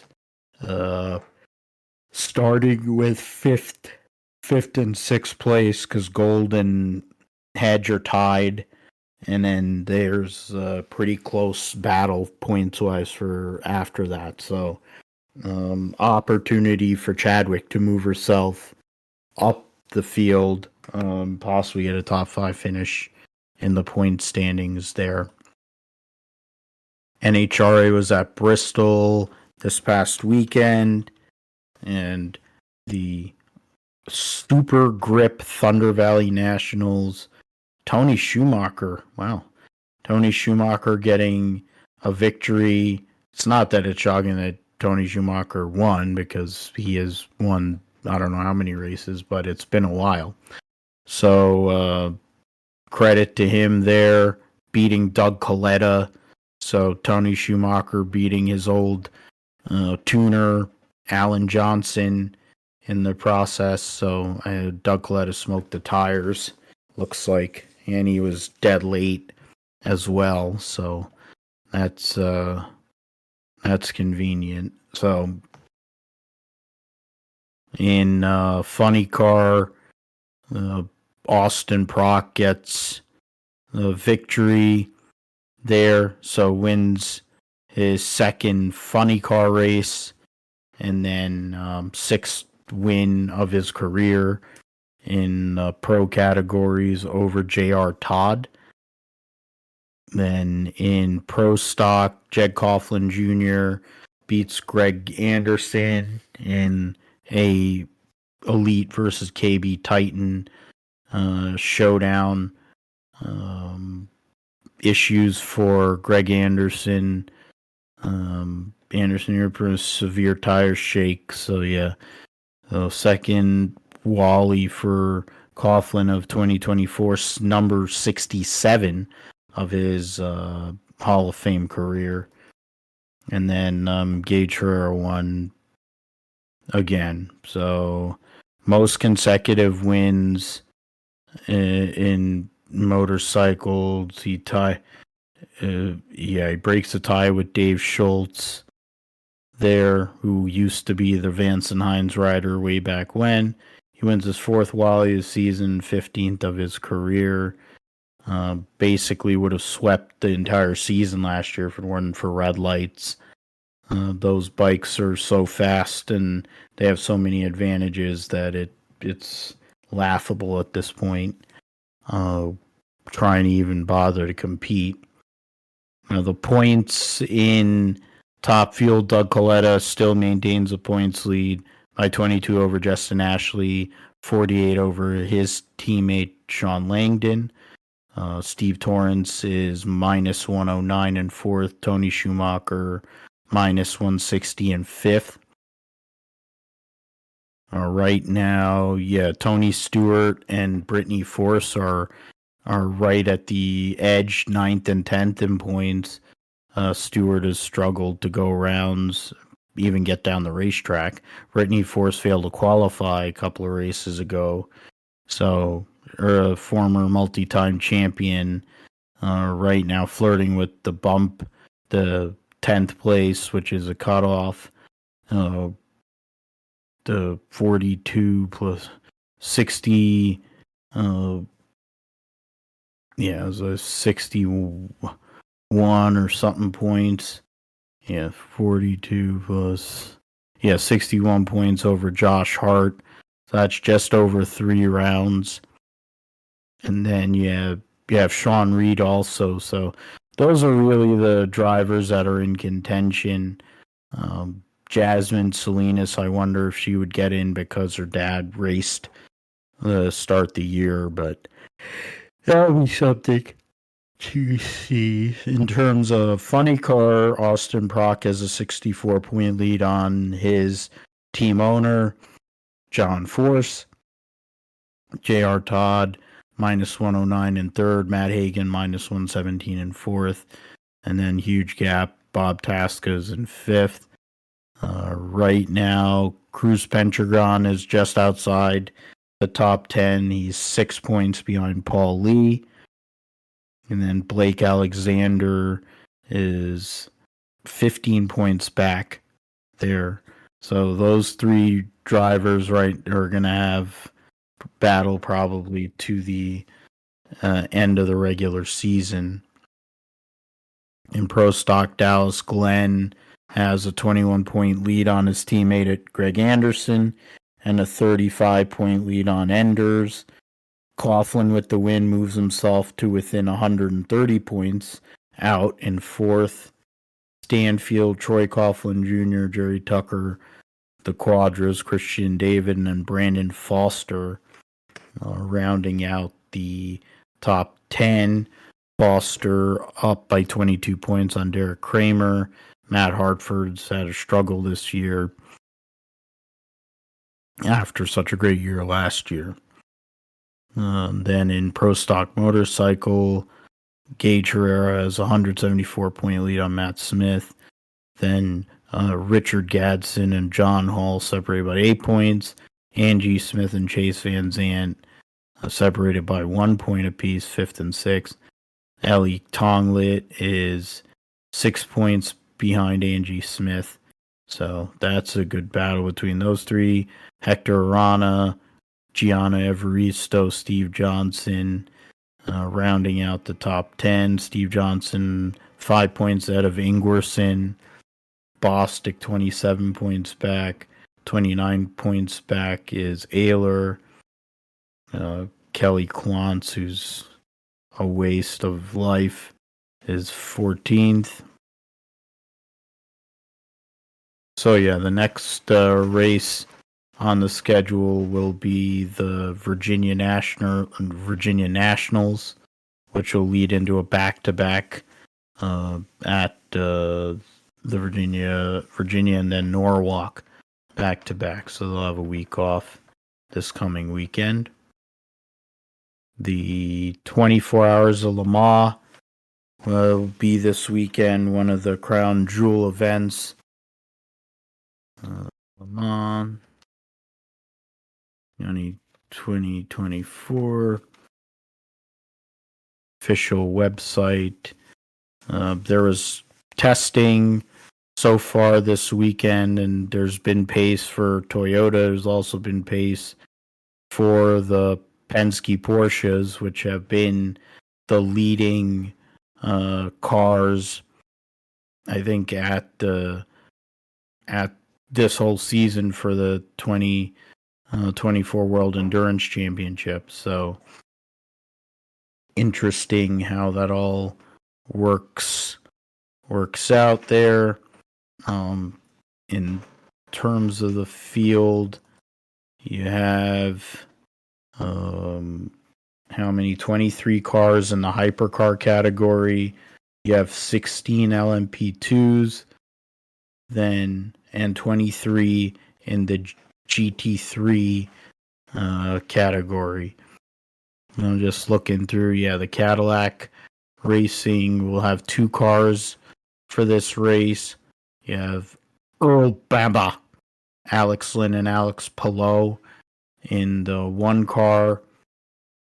Sebastian Bourdais and Renger van der Zande, along with Scott Dixon, will be in the 2nd car. So I think Bamber and Lynn race in the WEC. Palou drafted in as a 3rd driver. Bourdais and Renger van der Zande race in IMSA. And then Scott Dixon's usually their 3rd driver. Penske Porsche Motorsport has 3 cars. No Dane Cameron, unfortunately. I guess he's a reserve driver. Jaminet, Nasser, Tandy, and the number 4, Campbell, Christensen, Makowicki in the 5, and then Kevin Estra, Lauderer, and Lawrence Vantor in the number 6. So Lauderer trying to go for I don't know how many wins at Le Mans, then the 2 Toyotas. They had to draft Jose Maria Lopez in because there was an injury for I'm forgetting who the driver was. They had issue concedes poor Le Mans Porsches to lose after test 1-2. Yeah, Kobayashi. Yeah, Mike Conway had had a injury, so then Jose Maria Lopez gets the call over test driver Ryomo Miata. The Isata Fraschini car was J.K. Vernay, Carl Bennett, I think, the Hertz Team Joda Sport car that's talking about Callum Ilott. They won at Spa. So Callum Ilott, Will Stevens, Norman Nato. The first of the 2 BMWs returning to Le Mans in the main in the top category for the first time since the early 2000s, I believe. Dries Vantor, Rafael Marciello, and Marco Wittmann in the number 15. Then the number 20, Sheldon van der Linde, Robin Freins, and Rene Rast. The Lamborghini Iron Lynx team, I mentioned Romain Grosjean, there he is. Andrea Calderari and Matteo Chiroli. Alpine has 2 cars, Mick Schumacher amongst their driver lineup. The 2nd Porsche Joda sport car, Oliver Rasmussen, Philip Hansen, Jensen Button. The Ferraris, the number 51 is the defending race winner with Alessandro Perguidi, James Colato, and Antonio Giovinazzi. The 2nd Iron Lynx Lamborghini is Danny Kvyat, Eduardo Mortara, and Mirko Bartolotti. They have Corsa Ferrari, Kubica, Schwartzman, and Yaffe. And you have the 2 Peugeots that were changed around, so we'll see how they perform. The Proton Porsche, and then the Invitational number 311 Whelen Cadillac with Pippo Durrani, Jack Aiken, and Felipe Drogovic.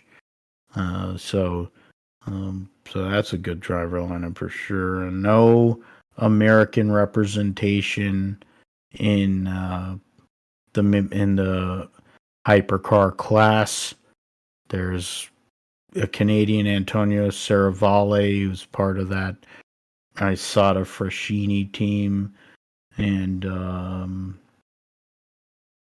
I think that's as close as we're gonna get, unless you want to go with Brazil. But then in LMP2 there is American representation. There's American teams, the Cadillac, the Ganassi team, and then the Whelen Engineering Cadillac team.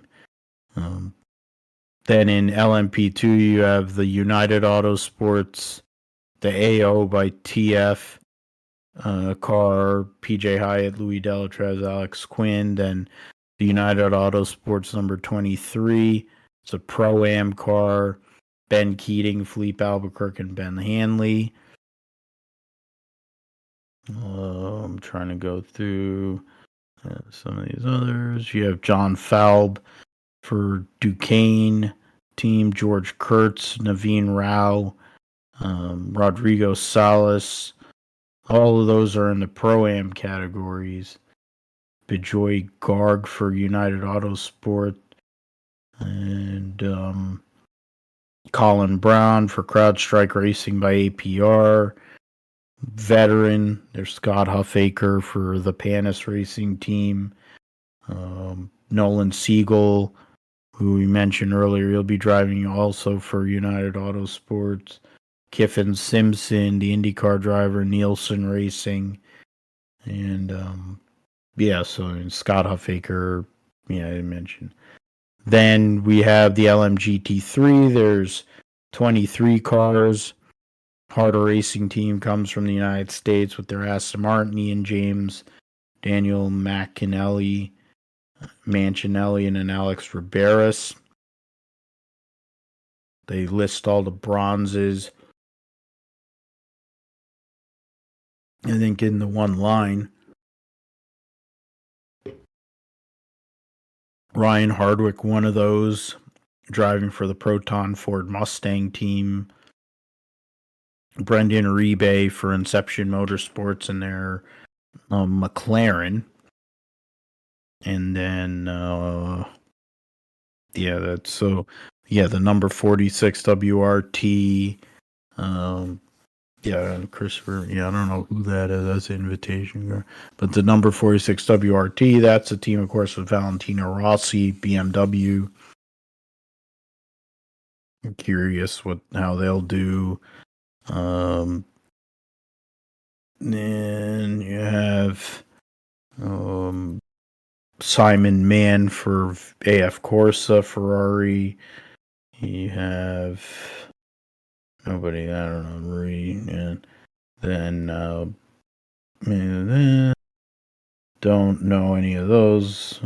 I probably do, but I know some of them. Don't know all of them offhand. Jordan Taylor actually will be in the Spirit of Race Ferrari number 155. So interesting. There's an actual driver named Erwin Bastard. Or Erwan Bastard, probably, because it's French. But it What a reads name. Erwin Bastard. That's how it's spelled. I'm not even lying. I wish I know, but it's I just was, funny. but it's just hilarious that there's somebody named. Yeah, that's something. And he drives for the Japanese D Station team. Marco Sorensen, Satoshi Hoshino. Got some. There are some names in this category. But 62 cars, 23 GT cars, 23 hypercars, and then the 16 LMP2 cars, which don't get to race in the World Endurance Championship. So this is a opportunity for them to be in front of the world. So it'll be interesting to see. Don't really have any predictions, so to speak. I would say, though, the way that Porsche has performed, or in the way they've performed so far this year, I wouldn't bet against them. The way that Penske, even when they've gotten nailed with cheating or whatever in IndyCar, they just went back to winning. So wouldn't believe anything else if it were to happen. Okay, then you have the Supercars Darwin Triple Crown. So Supercars, Repco Supercars Championship. DJR. Oh, wow. That's huge news. Just 3 days before Darwin, they go and get rid of their team manager.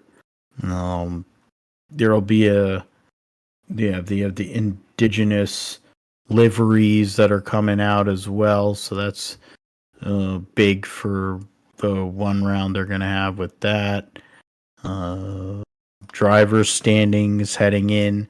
Will Brown leading the points by a good amount, over 100, and it's like 140 some odd points there. Over teammate Brock Feeney. Brock Feeney is 39 points ahead of Chaz Mostert. You have Cam Waters. Then there's a huge gap between Mostert, couple hundred points, him and Waters. Matthew Payne rounding out the top 5. Nick Percat, Will Davis, and Anton De Pasquale, the Shell V-Power Racing teammates. Richie Stanaway, and then Thomas Randall. They're all clustered together. De Pasquale, Stanaway, and Randall all tied. So we'll see what happens. Right now, the Red Bull Ampol AAA team has won 6 races this year in 3 poles. Fords by themselves, I have won, 2 races? 2 races this year, so it's been a struggle for the Ford teams to qualify better, it seems, so we'll see what they do at Darwin. WSBK.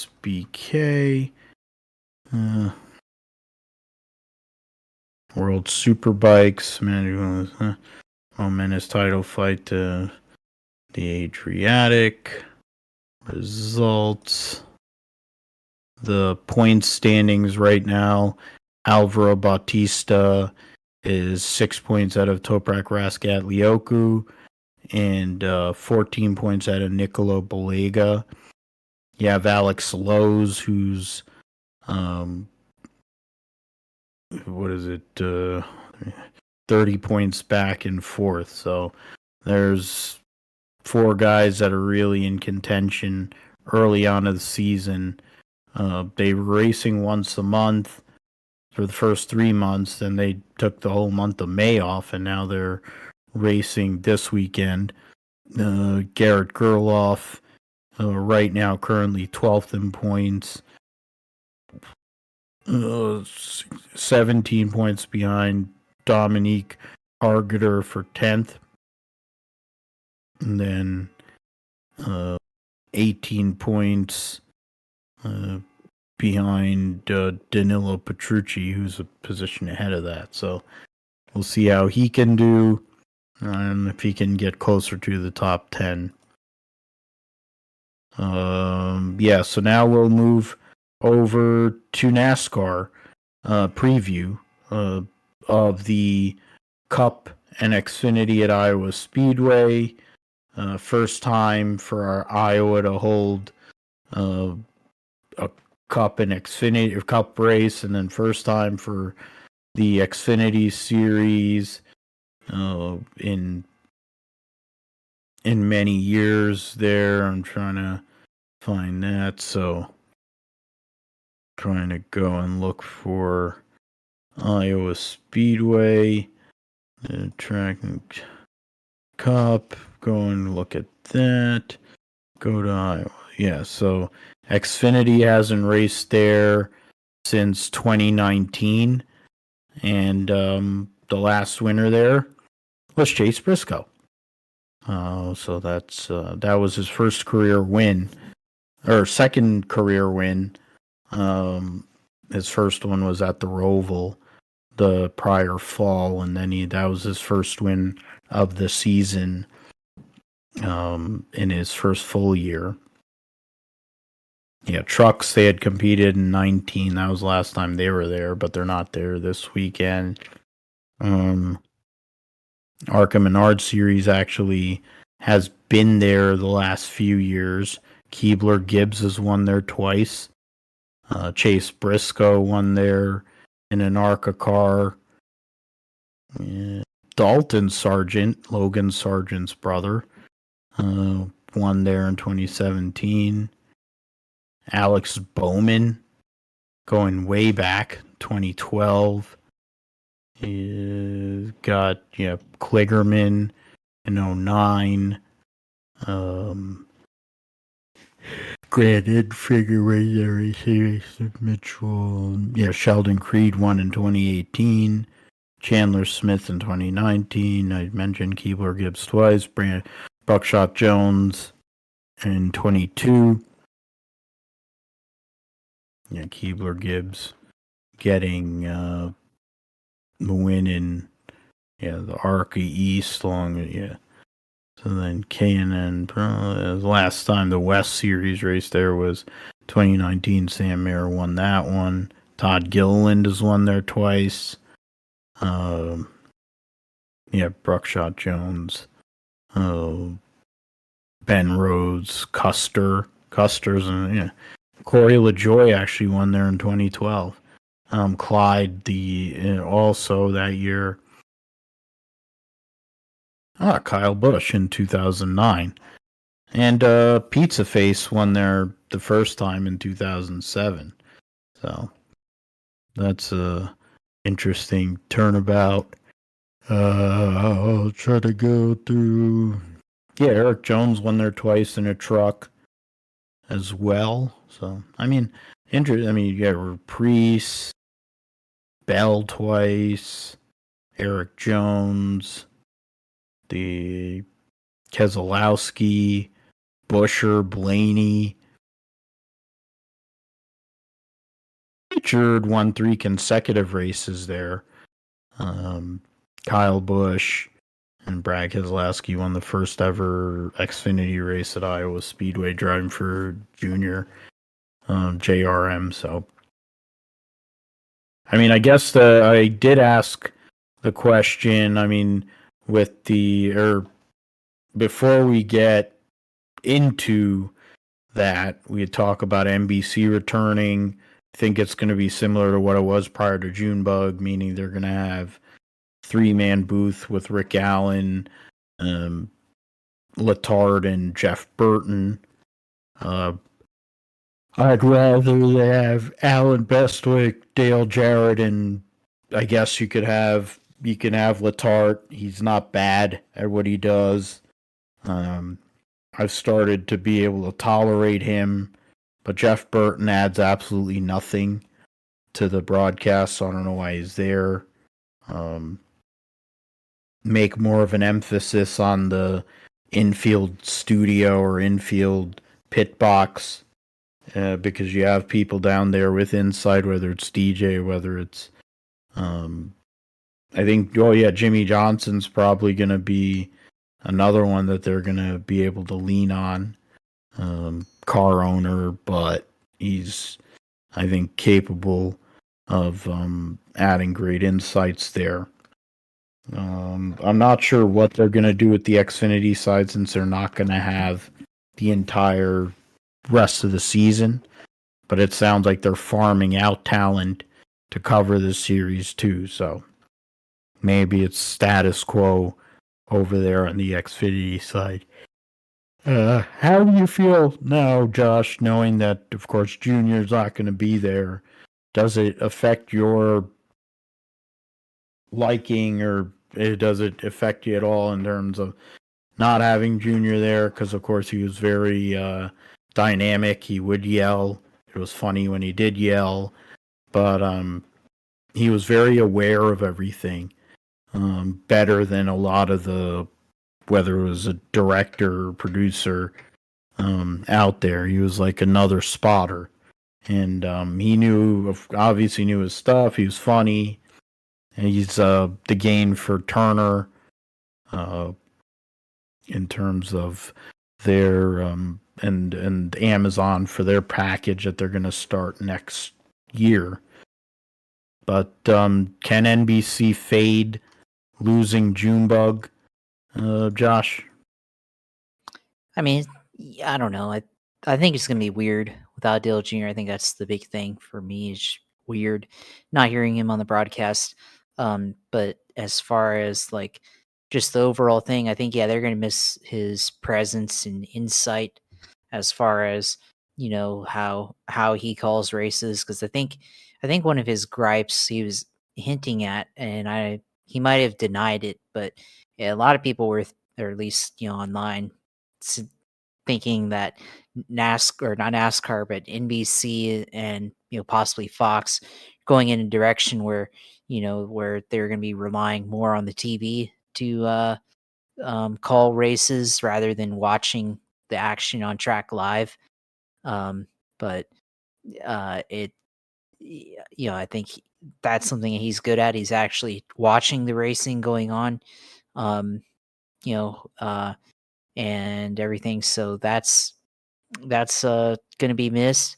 I think, he's a student of the sport, so I think his insight there, I think, is gonna be missed as well. So, yeah, I don't Jeff Burton, I mean, that was kind of an interesting pick when, he retired, I guess, and decided he was gonna go on into the TV booth.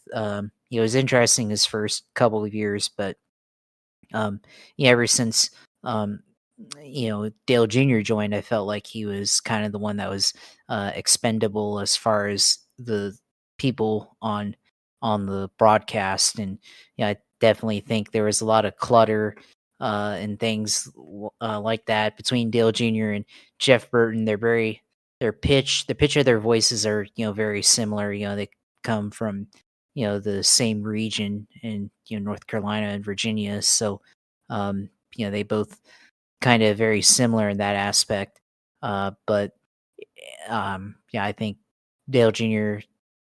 mean, he's gonna be missed, but it'd be a little bit like less noisy, I guess. I mean, I know there are some parts that I think he needs to get better at is calling, the races, and some of the shouting and stuff could be toned back, but maybe that's also NBC, uh, trying to inject something, maybe trying to get him to react. I don't know. So we'll see how he is on Amazon and TNT. We'll see how he does there and everything. Obviously, going to be a shorter schedule for him there, but yeah, they're going to miss his presence for sure. And Rick Allen. Because we don't have to deal with Rick Allen, I think, until the Brickyard or something, and then Lee Diffie will take over on the broadcast after that and everything. So that's gonna be another difference, which I think will be definitely better, there, but yeah, Dale Jr. not being there is definitely gonna miss him not being on the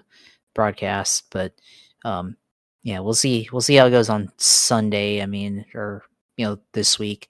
I think for NBC, it's definitely gonna be more professional than Fox, for sure, or at least it seems like, whatever people complain about Fox doing wrong, NBC kinda, like, seems to respond to that, I guess, and how they present the sport and the contrast and the presentation, certainly more professional.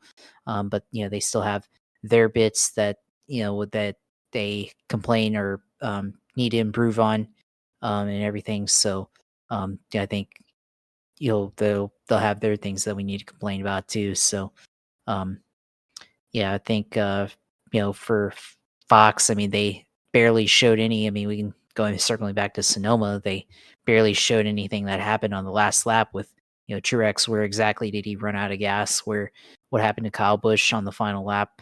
Chase Elliott knocking Ross Chastain out of the way. We didn't see any of that on replay for Fox. They got out of there out of Dodge as quickly as possible and everything. So for NBC, I definitely think they'll focus on that, being able to show stuff that Fox was neglecting throughout the uh, first half of the season on TV. So yeah, it's gonna be different, of course, but um, you know there'll be things that we'll complain about, for the next couple weeks, especially with Rick Allen. So yeah, it'll be kind of like pre 2018 NBC there. So back to the 3-man booth, which I think 3-man booth is fine. I think 4 is too much, and it's hard. It's hard to like I said earlier, it's hard to get insight from everybody because you can only have so many people talking at the same time, and having a fourth man. I mean, yeah, Dale Jr. was the fourth man, but I'd rather just see him, Letarte, Rick Allen, or whoever in there instead of Jeff Burton. So now it's back to the original booth that they had for many years. So yeah, it'll be different and be interesting to see next week what Dale Jr. says in response to, because I'm sure it'll be a topic on his show next week when they do the race on NBC, and then he talks about it on Tuesday Dirty Air episode for the Dale Jr. download on there, what his insight will be on there. So yeah, I mean it's gonna be interesting, but yeah, at least for Cup, I mean, Xfinity, I think they'll use the same production from NASCAR, but they'll probably just like how Speed Channel, you had the same guys on Speed Channel as you did on Sunday for a lot of those things. So it might be similar like that. We'll see, at least for now. But yeah, Dale not being on there definitely going to be, interesting without him. Yeah, that was a big part of what drew me to the NBC broadcast was Junior. There's definitely room to make adjustments. I mean, whether it's Rick Allen, whether it's Lee Diffie or somebody else like Alan Bestwick. Putting him with Letarte probably is the right idea. You have other drivers there. I would rather they put DJ back in the booth personally, but that's just me. So, other than that, I mean, Kyle Petty will just yell, "These guys," and that's incredible. But you would at least add some color to the broadcast. We'll see what happens. It's going to be a Sunday night race at Iowa, so we'll see what happens with that. I asked about the grooves, and I mean, you talked about the testing that took place with tire tests, and are we looking at the possibility because of this car, because of the characteristics of this track, and then they paved the inside? Are we looking at a one groove processional race? Or are we looking at the possibility of something coming off because the tires may not hold up or things like it might be like Bristol that way? I figure that there will be opportunity to rise up front no matter where you start, but we'll see what happens with that. But what are you thinking, Josh? Well, that's gonna be interesting too. I think, like initially, could the inside line be the way to go, or the middle be the way to go? But as we go throughout a run and tires wear out, does the high line come in, even though it's got the worn out phase, or does it just stay single file? I think we won't really know until practice, later this week what that looks like. But I think it could be interesting, if they get into a battle or into a green flag long duration run where we see strategies play out. But if late caution comes out and we see everybody all on the same tires, then it'll probably just be you know really hard to pass, and whoever gets a good restart into turn one will probably win the race if it comes down to a late race caution restart scenario. So we'll see how that plays out. But of course, how be interesting to see how tires play out as well. We've seen tires be a factor late race restarts with guys trying to gamble on old tires. Kind of remember going back all the way back to 2014 when Ryan Hunter-Ray won on new tires in IndyCar in a late race restart. A bunch of guys stayed out and tried to gamble, and then he went and got tires and I think passed the whole field in like 3 laps or so and won that race, which that one's like, yeah, sticks out to me and everything. And I think, something like that could come out if, teams are, willing to gamble. So we'll see how this goes, but yeah, I think we'll have to get more data, as we go in with practice on the beginning, or before Sunday. Both Xfinity and Cup. I think you have to kind of watch both to kind of understand what you're going to get in the Cup race on Sunday.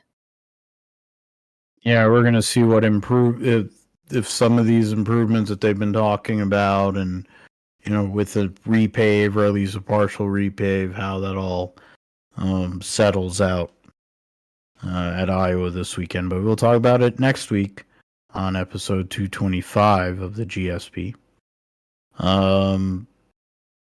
The XFinity series, we'll go with, or actually we'll go with the Cup. Yeah, no, we'll go XFinity first. With their return, first time in 5 years, and then as I mentioned, Chase Briscoe won that race, so interesting how that all worked out. 30. Oh no, that's the Cup entry list. The entry list for the Xfinity series is they're 38 for 38. So no, nobody gonna go home. Usual suspect Dawson Cram in the 4 with his dad as his crew chief. That's cool. Garrett Smithley back in the 6. Case Callenbach as crew chief. Daniel Dye has Felipe Lopez as his crew chief on the 10 for Colleague. Brett Moffitt, the Iowa driver, will be in the 19 for Gibbs. Sean Hunter racing in the 20. There's Hank Hill, Corey Heim, 8. Yeah, he's in. You have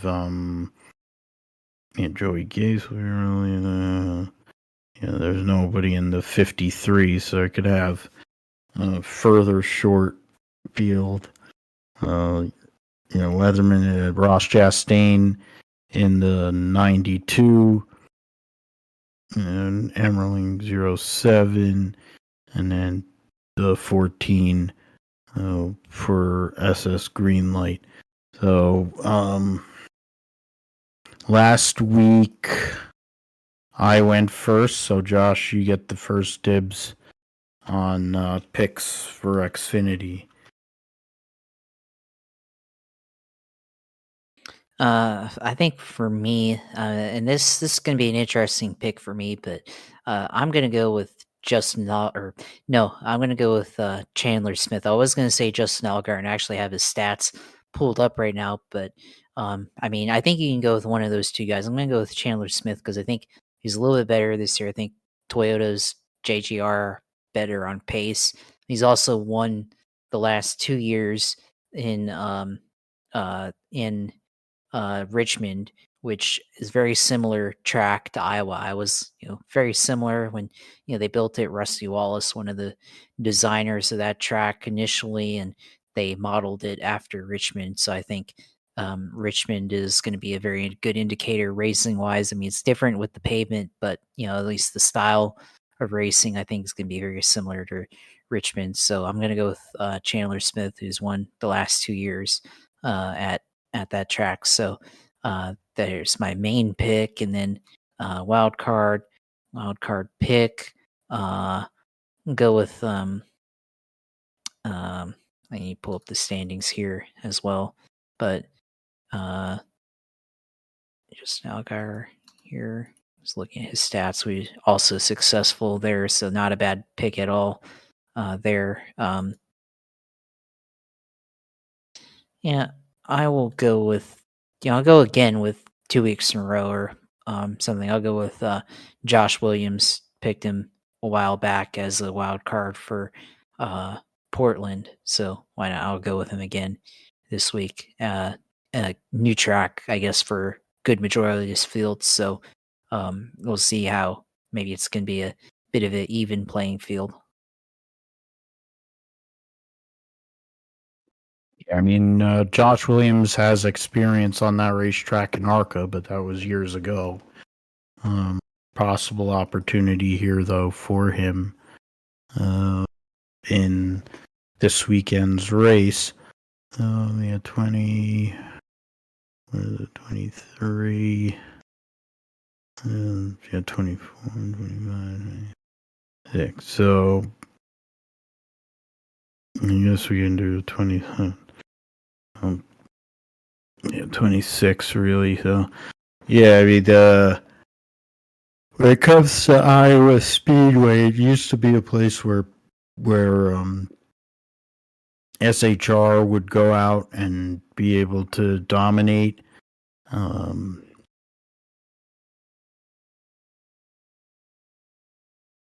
based on past history, gonna say Cole Custer will be the winner at Iowa.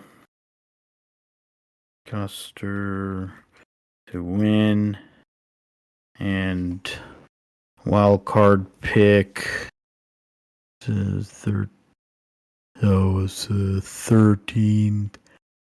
I will go with I'm gonna go with Parker Retzloff as my wild card because he definitely has the speed and potential in that 31 car, and they're trying to make up points, so could probably be flirting in the front or flirting with the front because of his pace, at least on one lap pace. We'll move to the Cup Series.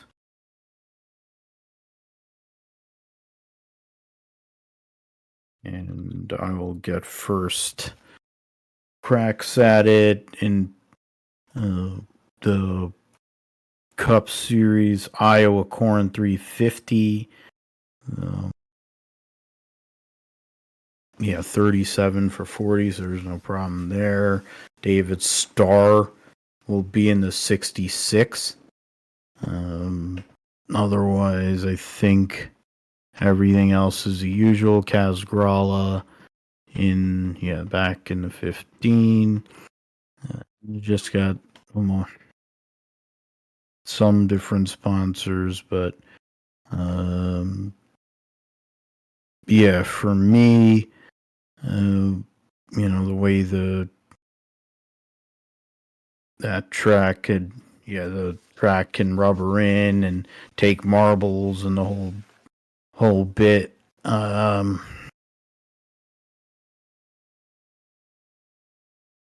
don't know if I picked Martin Truex recently. I feel like I have. I did pick Martin Truex at Gateway, and I'm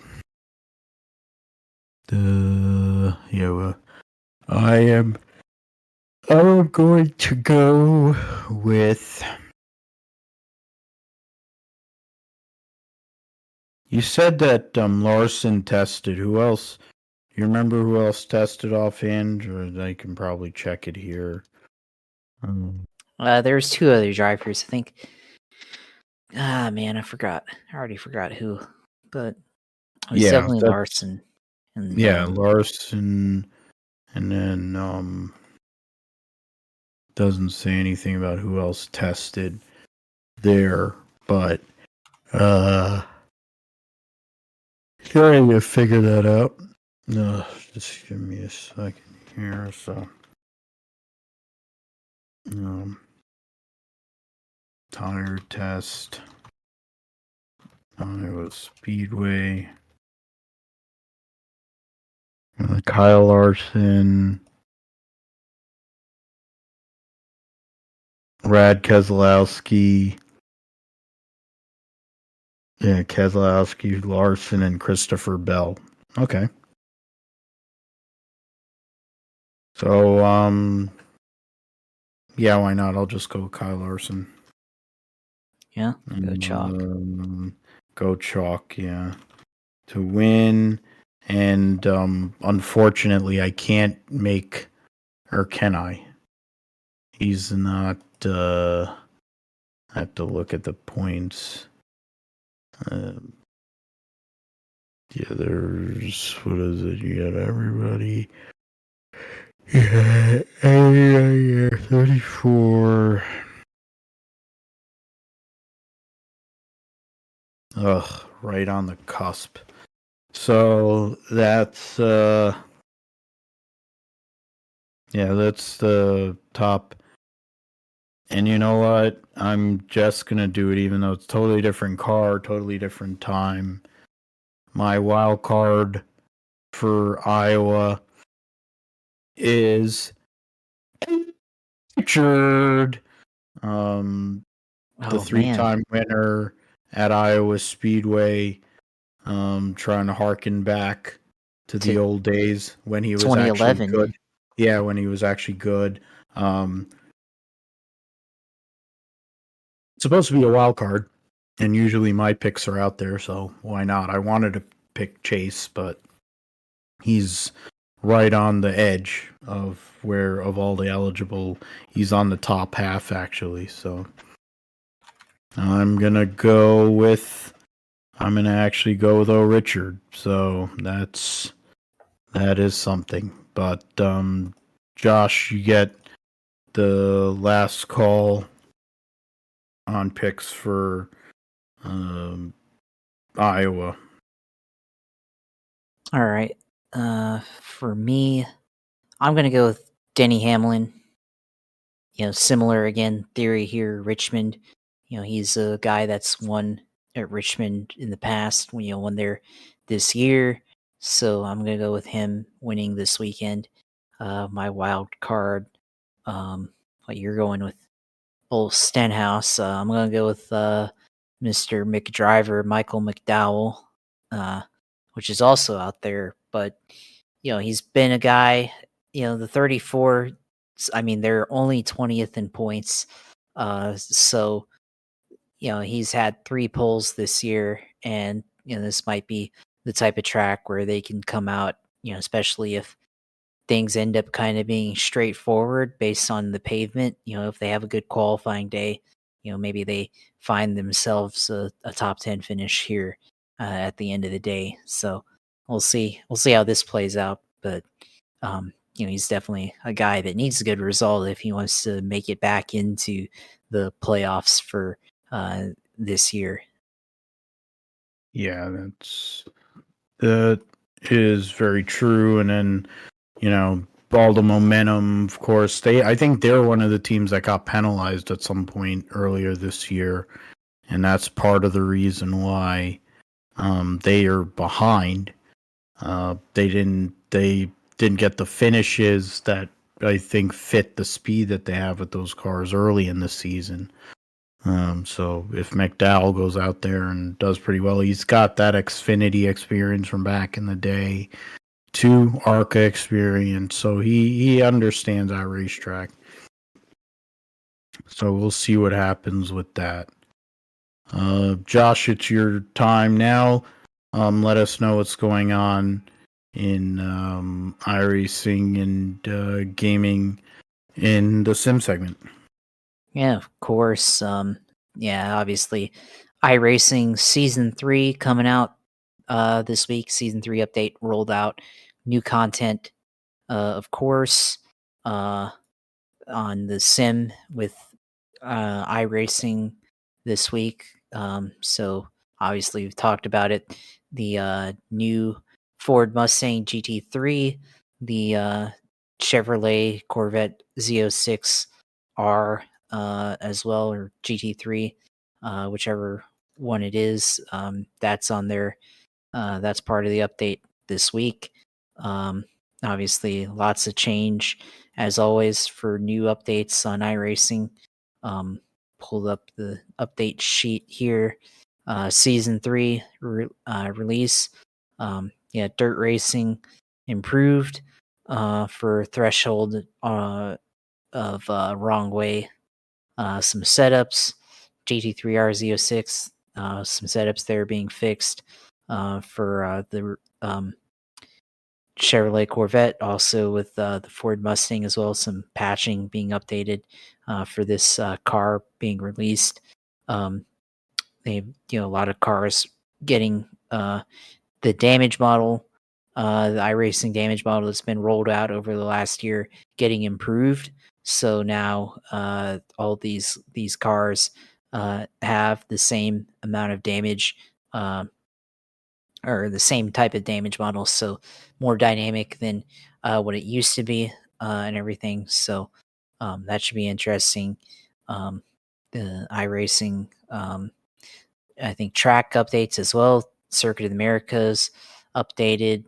Nürburgring updated. Oswego Speedway, dirt track over in New York, updated. Yeah, so a lot of Circuit Jerez updated. Plenty of updates here for all the content. So yeah, season 3 underway for iRacing now, and they continue to roll out the rain update. Hopefully, at some point we get the IndyCar updated to have the rain model on here as well. So looking, hopefully we can get that going. So definitely going to be interesting with some of this new content. Going to need to hop on that Ford. Really like that Ford GT3 from Rolex 24 when I was there. So looking forward to that. As far as events go, I think this weekend they got the 6 hours Watkins Glen sim event going on throughout the weekend. So Friday through Sunday. So that's going to be interesting. Also, AI is part of this as well. We have a lot of the new content as well.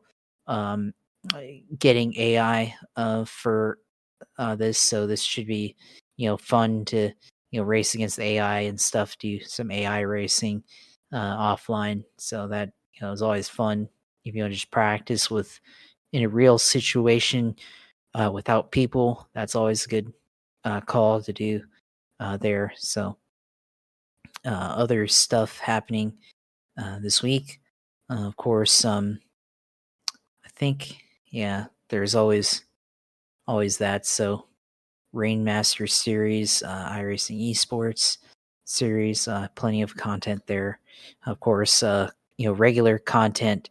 The NASCAR Legends series, of course, being this week at Homestead, so that should be interesting. All the Cup, Xfinity, and I think Truck, all at Iowa Speedway this week for NASCAR. And I think you got IndyCar this week, still at Road America. Interesting. Or, yeah, then fixed. Oh, fixed IndyCar, I think, and at Laguna Seca. So that's would reflect the real schedule. So now you have that coming up.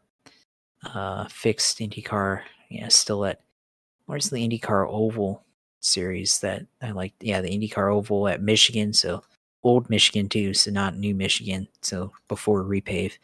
So that's interesting there. Yeah, and Truck Series at Iowa too. So lots of Iowa opportunity, which it's a good track. And it's not the repave Iowa either, because obviously they haven't had time to put that in yet. So still have the Iowa that we've known from the past. iRacing IMSA series at Watkins Glen. Ford Mustang FR500, Lime Rock Park. Production Sim Lab Challenge at Okayama Circuit. Motorsport Arena Oslersman for the Global Fanatec Challenge, which is the Kia and the Cadillac CTS-V race car there. Rainmaster at Mugello this week. GR86 at Watkins Glen this week. So that's fun there. See what else I have that I can hop in.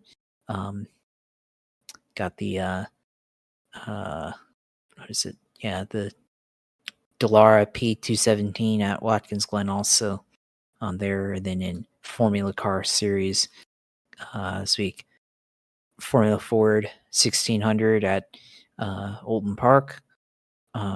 Both series, so that's good there. Lotus, the old Lotus car at Long Beach. F3 at Spa. Road America and the F4. IndyCar, I think, still at Road America this week, so that should be interesting. Formula B, Super Formula at Circuit Gilles Villeneuve. So the race, Canadian Grand Prix, basically. So got that, everything. So yeah, as always, lots of choices now. Season 3 for Indy or for iRacing in 2024. So they continue to push out more content. Also, totally forgot there's new street stock cars as well. So short track racing getting some updates there. So good for iRacing supporting the short track racing universe as well. So good stuff there. But yeah, as always, there's definitely content to always try out new content and stuff on iRacing. So definitely take a look at that. Which, of course, if stream as always, stream at USailor2. Go in there and look at the streams and go in there and see all past broadcasts. The Indy 500, of course, was the last thing I did on there. So yeah, go and take a look at that. What else? Twitter for me, JP Huffine, of course. Talking about all the things I'm interested in with all the racing, the Jags coming up this upcoming season, 30th anniversary, going to be interesting there, which we'll talk about as we get closer to football. And then, of course, our YouTube page at Gripster Podcasts on YouTube, and go in there and watch all our streams and everything, and give us a like and subscribe there if you haven't. So, yeah, always glad to be able to talk about it and everything. So, yeah, it's a interesting week. Wet and wild. I was talking with a friend about the F1 race on Sunday. They're getting into F1. Yeah, so I was telling them about it, and they were surprised at Ferrari's strategy for Carlos and Charles Leclerc, and I was like, that's Ferrari every week. So, that's interesting. But yeah, we'll see how Iowa goes, and we'll see, how 24 Hours of Le Mans, how that goes. That should be interesting too. Yeah, plenty of great cars there. Should be basically an all-out sprint from the drop of the green flag or drop of the French flag, but I think that's what they do to start the race. So there, but thank you, Josh, as always, for all your insights and contributions and the great work you do to obviously post the show on our YouTube page and make the YouTube page and handle this side and handle the back end on the live show too. You can find me at PGMatthew28 on Twitter. You can find me PhilipGMatthew28 on Instagram. Find PhilipGMatthew.com is the blog site. You can also have the show posted over there. Also can find my my YouTube page has the audio feeds from the show itself as well. So when we download it on Podbean, which is our sharing, our the site where we share or post our shows, then we have that. So yeah, then I have there's a channel GSP 1428. That's mine there. Doesn't look like they updated. It is updated. It only is updated to episode 220, so it doesn't look like it got the last episode, or the last few episodes. So I'm gonna have to check that. But definitely go to the blog site philipgmatthew.com for that. You can find me. That's where you can find me on social media.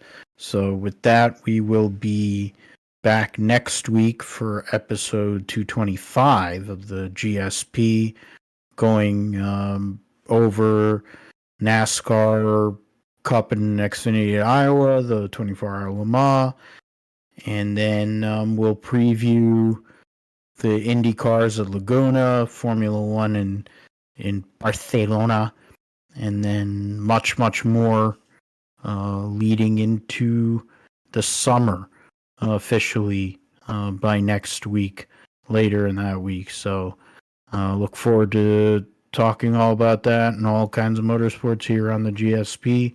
So for Josh, I'm Phil. Thanks for listening. Thanks for supporting.